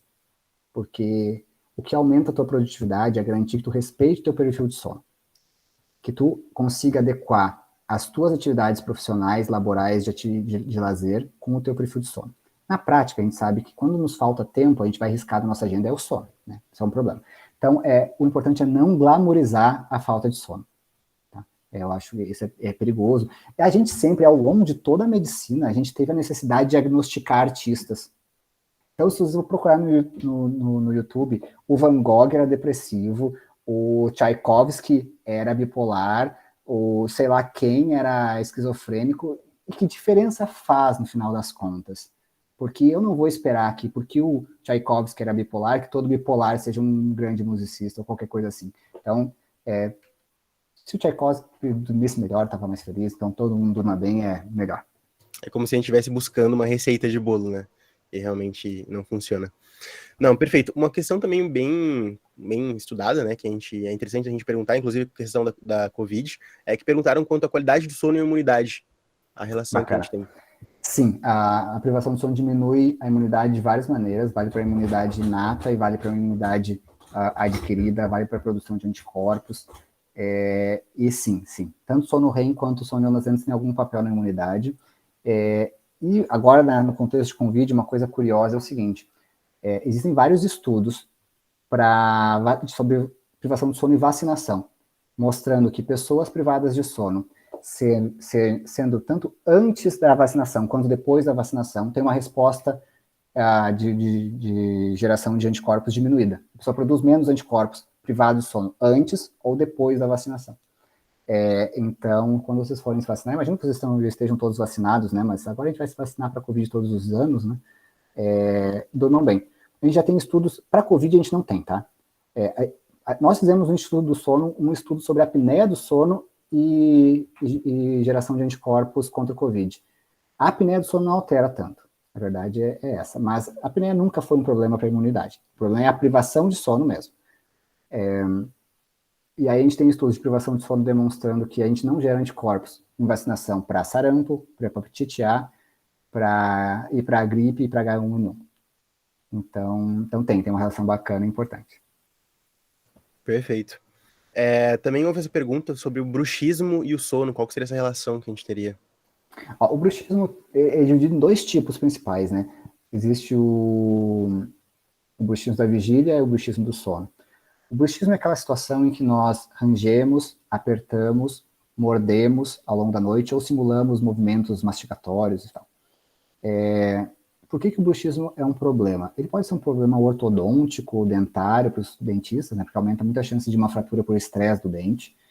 E é um problema pro sono, porque cada vez que eu mordo, eu posso superficializar o traçado de sono, de maneira que depois de uma noite de bruxismo, eu posso ter tido uma quantidade diminuída de sono de ondas lentas e sono REM. Aí eu acordo cansado e mais sonolento. É um efeito muito parecido com o de uma apneia leve ou da síndrome das pernas inquietas, da síndrome do movimento periódico de pernas. Então, o grande problema é esse, fragmentação do sono. No passado, se achou que o bruxismo era causado por problemas dentários, ortodônticos mesmo, então mordida cruzada e coisas assim. Hoje não, hoje se sabe que o efeito de causas anatômicas no bruxismo é mínimo, e a causa do bruxismo é estresse. Tá? Então, é isso. Vocês podem usar a plaquinha para bruxismo. Enquanto vocês não estiverem cuidando do estresse, a plaquinha do bruxismo vai virar o pijama de vocês. Entendido. Uma coisa também que eu ia perguntar, tu comentou agora sobre a fragmentação do sono, agora já deixa eu falar, Gil. Só ia perguntar, é que tu comentou há pouco tempo atrás, né, sobre o sono polifásico do Cristiano Ronaldo. Acho que é interessante depois de trazer depois. A gente manda a matéria também pro pessoal Bacana. que ele comentou. Mas quer falar, Gil, antes do professor da resposta? Então, assim, Gabriel, muito obrigado, né, por ter aceitado o convite do pessoal e ter compartilhado com a gente os teus conhecimentos. E agora que falou de estresse, eu queria duas coisas. Eu queria que tu falasse um pouquinho dessa questão do estresse da vida cotidiana, que todos nós estamos sendo submetidos normalmente, e agora no período do Covid, né, bem mais, porque a gente tem trabalhado mais nesse ensino remoto, enfim. Então, de que forma isso afeta também o sono, né? E eu queria saber essa questão que tu, lá no início da aula, tu falasse que ia comentar um pouquinho a respeito das dietas e o sono, alguma coisa assim. Então, eu fiquei interessada nessa parte, assim. Vamos lá. O estresse é a desgraça do sono. Pensa o seguinte, é natural que numa condição de estresse agudo, nós percamos o sono. Esquece de novo o ser humano, para a gente falar da fisiologia adaptativa. Um animal que passou a noite, que está numa situação de predação, está numa situação de frio, está numa situação de fome, ele vai passar a noite em claro, porque se ele dormir, ele vai morrer. Então, é parte da resposta inata, isso envolve sistema nervoso autônomo, eixo HPA e tudo mais, passar uma noite em claro para o estresse. Isso vale para o ser humano. Eu vou passar uma noite em claro se eu corro o risco de ser demitido, se eu não tenho dinheiro para pagar meus boletos, se eu briguei com a minha esposa, se meu time perdeu, se eu tô com dor, tudo que me gera uma resposta de alerta vai me fazer passar uma noite em claro. A grande desgraça é que, numa condição etológica ambiental selvagem, o estresse geralmente é agudo. Então, quando eu fugir do meu predador, eu vou poder dormir. E no ser humano, não. Porque se hoje eu não tive dinheiro para pagar meus boletos, amanhã eu também não vou ter. E não vou ter amanhã, depois de amanhã não vou ter nunca. Então, a nossa fisiologia do estresse foi feita para reações agudas e o ser humano trouxe o estresse psicológico crônico. E é por isso que a gente não dorme. Veja só, para que o sono aconteça, não se dorme de uma hora para outra. A gente traz essa coisa do Covid, né, e do trabalho remoto e dessa coisa mais cosmopolita. A gente tem que parar com essa pretensão de que a gente vai trabalhar em alta atividade até às 11 da noite e às 11h05 a gente vai estar dormindo. Isso não vai acontecer. O cérebro precisa de um tempo para que a gente saia de uma atividade de ondas lá, de atividade alfa, beta, principalmente beta, que é rápida, para uma atividade mais lenta, teta e delta, que é o que acontece durante o sono. Isso não acontece de uma hora para outra. Então, para casos de insônia, por exemplo, se pede que os pacientes tenham um período de 1 a 2 horas, como se fosse a gente dá o nome de ritual de sono, para que a gente desacelere. Porque enquanto o cérebro estiver desperto, não tem sono que aconteça. Bom, e aí vem essa coisa agora, né, de usar o celular na cama, trabalhar em casa. Veja só, se eu tô na minha cama e peguei o celular. Primeiro, tô com uma fonte de luz na minha cara. Isso já é ruim. Mas, bom, tô ali e eu vi que, sei lá, clonaram meu cartão. Eu recebi um e-mail do meu chefe às 11 da noite esperando resposta, senão eu vou ser demitido. O que vai acontecer naquela cama? Meu cérebro vai disparar. E isso é o suficiente para que, por um mecanismo de condicionamento clássico, ou um condicionamento aversivo, eu associe a minha cama com um ambiente aversivo. Que é o que acontece, por exemplo, no transtorno de estresse pós-traumático. Suponham que alguém foi aqui assaltado numa grande avenida de Pelotas por um motorista de preto. O que vai acontecer se vocês desenvolverem transtorno de estresse pós-traumático? Vocês vão ter a mesma resposta de medo se vocês estiverem naquela avenida, se vocês encontrarem alguém de preto, se vocês encontrarem um motoqueiro, porque vocês parearam a resposta fisiológica e comportamental de medo com o ambiente. Se eu comecei na minha cama, cada vez que eu deito na cama, a me condicionar a ter uma resposta de estresse, eu não vou conseguir dormir. E é aí que a gente tem o que a gente chama de perpetuação da insônia. Eu parei a minha cama com uma coisa aversiva. E é o que a gente está fazendo. O trabalho remoto é fantástico por muitos motivos, mas os níveis de insônia, a prevalência de insônia disparou na pandemia. É uma loucura. E a grande desgraça é que das doenças, dos distúrbios de sono, a insônia é uma das mais desgraçadas, porque uma vez cronificada, é difícil de tratar. Geralmente a insônia tem uma meia-vida de diagnóstico de 3 anos. Ou seja, as pessoas em média ficam 3 anos com diagnóstico, né? E se engajam em tratamentos inadequados, e perpetuam, e se sabota, é uma desgraça. Então, veja só, o que a gente pode fazer para garantir que se durma bem? Permitir que o sono seja uma prioridade na agenda. Mas não é, porque a nossa rotina não permite. né? E imagino que vocês aqui, muitos de vocês vão terminar aqui a aula e vocês vão para estudar para uma prova, vocês vão preparar a aula de amanhã, vocês vão fazer alguma coisa de trabalho. Isso está errado, né? Está evidentemente errado.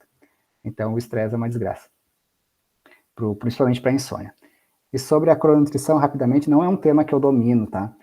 Mas, inclusive, tem alguns pesquisadores, uma chamada Cibele Crispim, da Universidade de Uberlândia, que é referência mundial nisso. Mas a ideia é que, nessa ideia de que o sono é sincronizado com o nosso planeta, Cibele Crispim, deixa eu escrever aqui para a Letícia, que perguntou.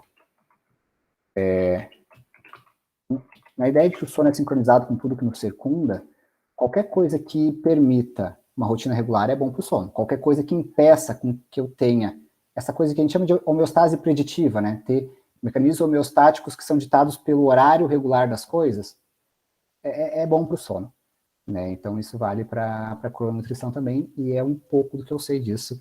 Aí eu passo a bola para a Letícia, para a Sibeli, que pode ser, quem sabe, uma próxima palestra da Liga de vocês.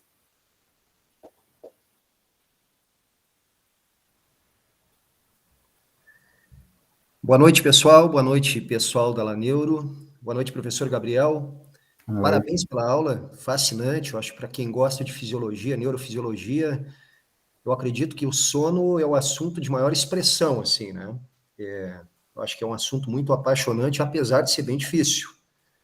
Eu gostaria de fazer uma pergunta somando um pouco com o que a professora Giovana fez, sobre a questão dela, sobre os dias que a gente vive, né? Que parece que nas últimas 2 décadas, com o advento da tecnologia digital, principalmente, eu acredito que o sono ele foi bastante combatido, né? A qualidade, principalmente, conforme tu explicou claramente para a gente as relações.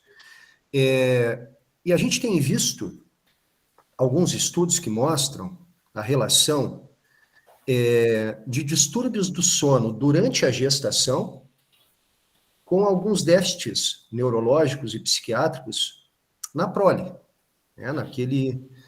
Por exemplo, estudos com animais, né, ratos, geralmente, cuja mãe sofreu uma intervenção no sono, fazia parte, geralmente, da metodologia, e depois mostram alguns déficits comportamentais, de memória, ansiedade, comportamento depressivo, com dosagem de cortisol alterada, assim por diante. Aí a minha pergunta é, existe alguma coisa mais consolidada sobre esse assunto, alguma informação mais clara relacionada com seres humanos, onde a gestante que é privada de sono, sobretudo dessa forma na vida moderna que a gente vive hoje, tem alguma consequência lá com o seu filho futuramente, relacionado com distúrbios neurológicos? Isso é uma baita pergunta, André. Por curiosidade, no meu mestrado, há milhares de anos atrás, o meu projeto de pesquisa era justamente nessa linha, para avaliar o efeito... Que maravilha! Pois é. Eu queria avaliar o efeito da privação do sono na gestação em roedores sobre o comportamento materno da própria mãe, na ideia de que o conhecimento que a gente tinha na época era de que a privação de sono na gestação aumentava a incidência de depressão pós-parto. Meu resultado foi negativo por motivos X, né? E não são errados, me parece que foram bons e tal. Mas está na linha do que tu mencionou, e de fato acontece essa ideia de que o estresse na gestação tem repercussões no comportamento da prole, no animal, ou dos filhos no humano, né? Mas a pergunta é, os distúrbios de sono, ou seja, os principais da gestação são insônia, apneia do sono e síndrome das pernas inquietas. Esses distúrbios agem por induzir alterações comportamentais e cognitivas no filho, por um mecanismo específico que afeta o sono, ou pelo estresse causado pela falta de sono. É isso que a gente não sabe responder ainda. Mas, de fato, acontece. E existe aquela coisa assim de, não sei se vocês já ouviram falar, daquela transmissão não genômica por epigenética de comportamento da prole pro filho, né? Parece que é muito dependente disso. Então, a gente tem, de fato, alterações de memória. Existe todo um fenótipo comportamental do estresse, né? Que tem a ver com teoria de investimento parental. Então, quando a mãe é criada num ambiente de estresse, ela vai passar de maneira epigenética para os seus filhos, para alteração da expressão de várias coisas, mas de receptores de glicocorticoide no hipotálamo e no hipocampo, vai gerar um comportamento que é de aumentar a prole e de ser agressivo. Porque eu preciso gerar prole que sobreviva a um ambiente de estresse em que eu fui criado. Então, um animal que é criado num ambiente com muita predação, com poucos recursos, vai gerar proles maiores, vai ter mais comportamento sexual, vai ter mais comportamento agressivo, vai ter mais comportamento depressivo, para se proteger do ambiente. Se isso acontece no ser humano, eu não sei, porque aí tem um pulo muito grande, né? No mecanismo, tá? Tem um pulo muito grande do mecanismo que a gente vê no animal, porque acontece de fato no ser humano. Mas o desfecho acontece. E não faltam estudos demonstrando que crianças que são filhos e filhas de mães que foram privadas do sono na gestação, ou que tiveram apneia do sono, tem uma diminuição na capacidade de memória, tem uma diminuição no desenvolvimento cognitivo e várias coisas. Mas aí também tem um outro ponto, tá? A gente não pode culpar nem só a genética, nem só a epigenética, quando o ambiente tem um fator importante. Porque existe um certo padrão de sono familiar. Se eu não durmo bem, porque eu fico vendo TV até 2 da manhã, é provável que meu filho seja induzido a repercutir os meus padrões de sono. E isso pode predispor à privação de sono e a um perfil comportamental na infância também. Então, tu vê como é multifatorial, difícil de separar no ser humano os fatores. É complicado. Eu tendo a pensar que no ser humano o efeito ambiental, comportamental, assim, que acontece na infância é maior do que aconteceu na gestação. Mas esse efeito da gestação não pode ser negligenciado de modo algum. Tá bem, a Letícia até colocou uma informação ali que pode ser interessante, né? Se a falta de sono pode acumular toxinas, isso é possível que passe também para a prole, né? Pela circulação, creio eu. É uma possibilidade. Pode ser. Eu não sei se isso passaria pela placenta, mas se não for adenosina, alguma coisa passa. Pode ser. Obrigado, professor. Foi um prazer. Muito boa pergunta, gostei. É um tema interessante. Agora eu vou fazer minha pergunta. Das milhares, vou escolher algumas, para não ficar muito tarde já. Primeiro, agradecer a aula, essa conversa excelente, adorei. Por mim, ficarei mais uns 3 dias falando. Bom, mas assim, vou pegar minha cola aqui, porque eu colei, senão eu esqueço, sabe? Uma certa idade a gente esquece. Bom, primeiro, falou sobre Parkinson, né, e alteração de sono. A minha dúvida, como tem a acetilcolina, ela é responsável pela vigília? Se em pacientes com Alzheimer, e daí tem, então, a destruição dos núcleos colinérgicos, se isso tem alteração de sono, se percebe alteração de sono, então, nesses pacientes, antes, durante e já no estado avançado, essa é uma pergunta. A outra é sobre... pessoas que se sentem bem dormindo pouco, tá? Ou pessoas que preferem, não que o trabalho seja que nem os feirantes lá da horta, mas pessoas que preferem trabalhar à noite. Elas teriam uma secreção de neurotransmissores diferente que as outras pessoas. E a outra é que eu fiquei curiosa dos distúrbios do sono REM. O que é o comportamento? Tá, vamos lá. Vou começar com a do tempo de sono, tá? As pessoas, assim como tem pessoas mais altas e mais baixas, mais magras e menos magras, com mais ou menos cabelo, tipo eu que não tenho cabelo, existem pessoas que dormem mais e que dormem menos. Então existe uma variação num padrão de normalidade. Em 2 aspectos, no tempo total de sono e no cronotipo. O cronotipo é a nossa preferência de horários de dormir, acordar e desempenhar atividades. Existem as pessoas vespertinas, existem as pessoas matutinas. Os vespertinos são aqueles que preferem dormir e acordar mais tarde, feito eu. Os matutinos preferem dormir e acordar mais cedo. Os dois são normais, não é um problema biológico isso. E aí, no tempo total de sono, existem os pequenos dormidores, pessoas que dormem menos de 6 horas e não tem problema e queixa nenhuma. E os grandes dormidores, que dormem mais de 9 horas, também precisam disso para se sentir bem. Nenhum dessas 4 condições que se combinam, né, em tempo de sono e cronotipo são problemas. Esses são problemas quando inseridos em sociedade. Porque um vespertino, como todo adolescente é, por tendência biológica, não por vagabundagem ou preguiça, como se costuma dizer, né? Porque o cara é adolescente, não é preguiçoso. O adolescente é vespertino por um certo delay na resposta da secreção da melatonina. Existe uma alteração na densidade de receptores de melatonina em alguns cantos do cérebro. Bom, essa pessoa, ela vai ter todos os efeitos que se atribui à preguiça do adolescente por conta de uma coisa que a gente chama de jet lag social. Essa pessoa não consegue exercer sua vespertinidade enquanto as suas atividades de trabalho e escolares forem pela manhã. Quanto mais vespertino for o adolescente, mais privado de sono ele é. E quanto mais vespertino ele for, maior a chance que ele reprove, que ele evada da escola, que ele não passe na faculdade e que ele estigmatize toda a vida dele, porque ele não foi capaz de exercer a sua biologia. E não é por acaso que, por exemplo, na Califórnia existe uma lei que proíbe qualquer atividade didática de começar antes das 9 da manhã. Justamente para que as pessoas durmam o tempo suficiente para desempenhar sua cognição do modo adequado.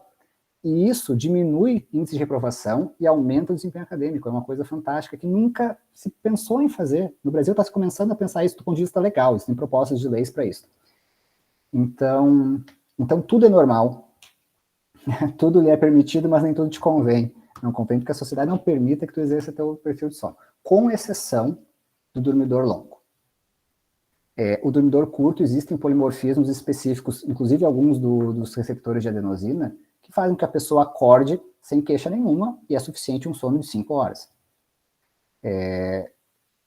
O dormidor longo é mais complicado. Por enquanto não existe nenhum polimorfismo, causa genética, enfim, alguma causa fisiológica que diga essa pessoa precisa dormir 9 horas para ficar bem. Geralmente, a pessoa aumenta o tempo total de sono porque tem alguma doença que impede que ele aprofunde ou que tenha um sono de qualidade. Então, a pessoa tenta compensar a baixa qualidade com o aumento do tempo de sono. No final das contas, o que a gente precisa é um bom diagnóstico diferencial, para saber se aquela alteração do padrão de sono, do tempo de sono, é um mecanismo fisiológico, é a manifestação de um perfil fisiológico de sono, ou se é resultado de uma doença de base. E sobre Parkinson, o distúrbio comportamental do sono REM, existem alterações do perfil de sono no Parkinson e do Alzheimer, mas que são muito difíceis de separar da própria alteração do sono ao longo do envelhecimento. Que tem diminuição do tempo total do sono, fragmentação do sono, uma retomada de um sono um pouquinho mais polifásico, então é complicado de diferenciar. Mas o distúrbio comportamental do sono REM, então, tem essa característica de ser de sonhos agressivos. Não se sabe por quê. Mas geralmente são sonhos agressivos de um tipo de agressividade chamado instrumental. A gente divide a agressividade em 2 tipos principais, né? Aquela emocional reativa e a proativa instrumental. A proativa é aquela em que eu preciso exercer manifestar minha agressividade porque minha sobrevivência depende daquilo. A reativa é aquela que eu dou um soco em alguém porque me bateram primeiro. Bom, então como eu falei para vocês, esporte e caça tem essa característica de agressividade instrumental e a maior parte dos sonhos que se manifestam no distúrbio comportamental do sono REM tem a ver com esporte, com caça, ou com briga. Então são idosos que manifestam esse tipo de sonho. Tem vídeos famosos aí que a gente pode procurar no YouTube de um idoso que sonha que é um samurai. Então ele acorda, se ajoelha na cama, pega a sua espada e finca no colchão a espada imaginária. Isso é um problema, não necessariamente, se preocupa com a segurança da pessoa, porque ela pode cair da cama, e um idoso se cai, quebra a bacia e já era. É um problema grande. Outro problema é na relação conjugal, porque eu posso bater na minha esposa sem saber que eu estou batendo, porque é completamente inconsciente, a manifestação é esporádica, é difícil de diagnosticar. O primeiro caso disso é curioso, né? Foi feito em Minnesota, a primeira descrição de caso, com um pitcher de beisebol. Então, para que eu jogue um esporte, eu tenho que ser agressivo, para ter gana de ganhar. Então ele sonhou que esticou o braço, pegou a bola, girou o corpo para dar torque e arremessou. Só que ele não tinha uma bola do lado da cama. Ele tinha o filho de um ano, que realmente foi jogado na parede e que sobreviveu. Mas foi a primeira descrição do caso. Então, hoje, o Instituto do Sono aqui em São Paulo é muitas vezes chamado para dar pareceres legais sobre casos de distúrbio comportamental do sono REM. Porque como é que eu vou incriminar uma pessoa que bateu na esposa uma situação em que ele não tinha consciência, em que ele não tinha nenhum sintoma que sugeria aquilo, que ele não tinha o diagnóstico, que é difícil de fazer, e que é uma manifestação esporádica. Não adianta fazer uma polissonografia no cara amanhã, que ele pode não manifestar isso. Hoje a gente tem alguns indícios, né, que pode diagnosticar, mas é difícil. E também acontece o oposto. Hoje, agora, tem advogados que são suficientemente malandros para dizer, olha, esse meu cliente, que é um cara que fez agressão doméstica e devia estar preso, olha só, ele tem distúrbio comportamental do sono REM, então ele não tem culpa. Então, se usa esse distúrbio como álibi para caso de agressão conjugal. Então, é um tema que, olha só, mais um tipo de atividade e especialidade médica que eu estou trazendo para vocês. Até a medicina legal tem relação com a medicina do sono. Mas é uma das doenças mais curiosas da medicina do sono, é essa. Bah, que demais. Eu não sei se a Ada quer falar alguma coisa, mas... Gabriel, já são 9 horas, então a gente quer liberar. Eu tenho todas as perguntas registradas, então eu vou te enviar. Se puder responder elas assincronamente, eu envio para todos os inscritos, que aí eu acho que tu consegue também ter um pouco de qualidade de vida, porque se alongar aí mais vai fazer com que tu desenvolva algum tipo de problema relacionado ao que a gente está lidando aqui, né? Mas, mais uma vez, muito obrigado por ter aceitado o convite, realmente foi algo incrível. Eu sempre tive essa vontade de entender mais sobre o sono, desde que eu te perguntei sobre livros nessa área. Então foi um prazer. Eu vou tirar só uma fotinho, gente. Liguem a câmera pra gente tirar uma foto, lembrar desse momento. Então, pera aí, deixa eu fazer uma coisa para tirar a foto. Me dá um segundo. Tá, manda.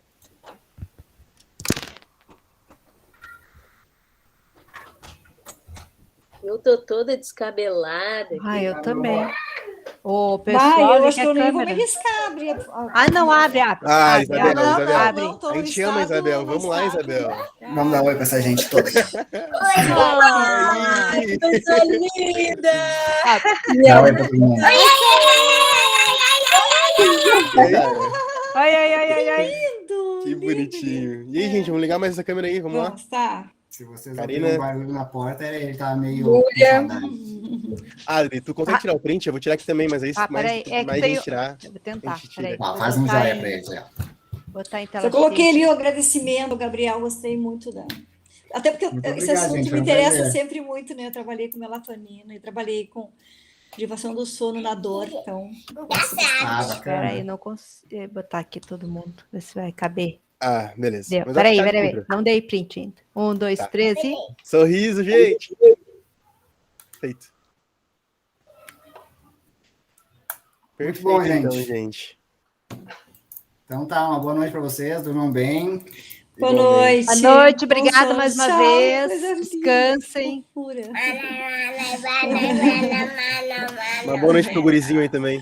Tá bom, boa noite a todos, tá tudo Boa bom. noite, Boa Obrigada. noite, pessoal. Tchauzinho. Portela, Letícia, você tá aí ainda? Acho que ela já foi embora. Mas qualquer coisa eu mando mensagem pra ela. A princípio a gente vai dar o certificado pra todo mundo, a gente só pede, mas fica tranquila quanto a isso. Tchau, tchau. Quer falar alguma coisa, Sara? Quer conversar? Eu tô aqui, eu ouvi. Muito Tá, obrigada. perfeito. Jéssica, cadê a Jéssica? Dá pra parar de gravar. Jéssica foi embora, é verdade. A professora me salva sempre.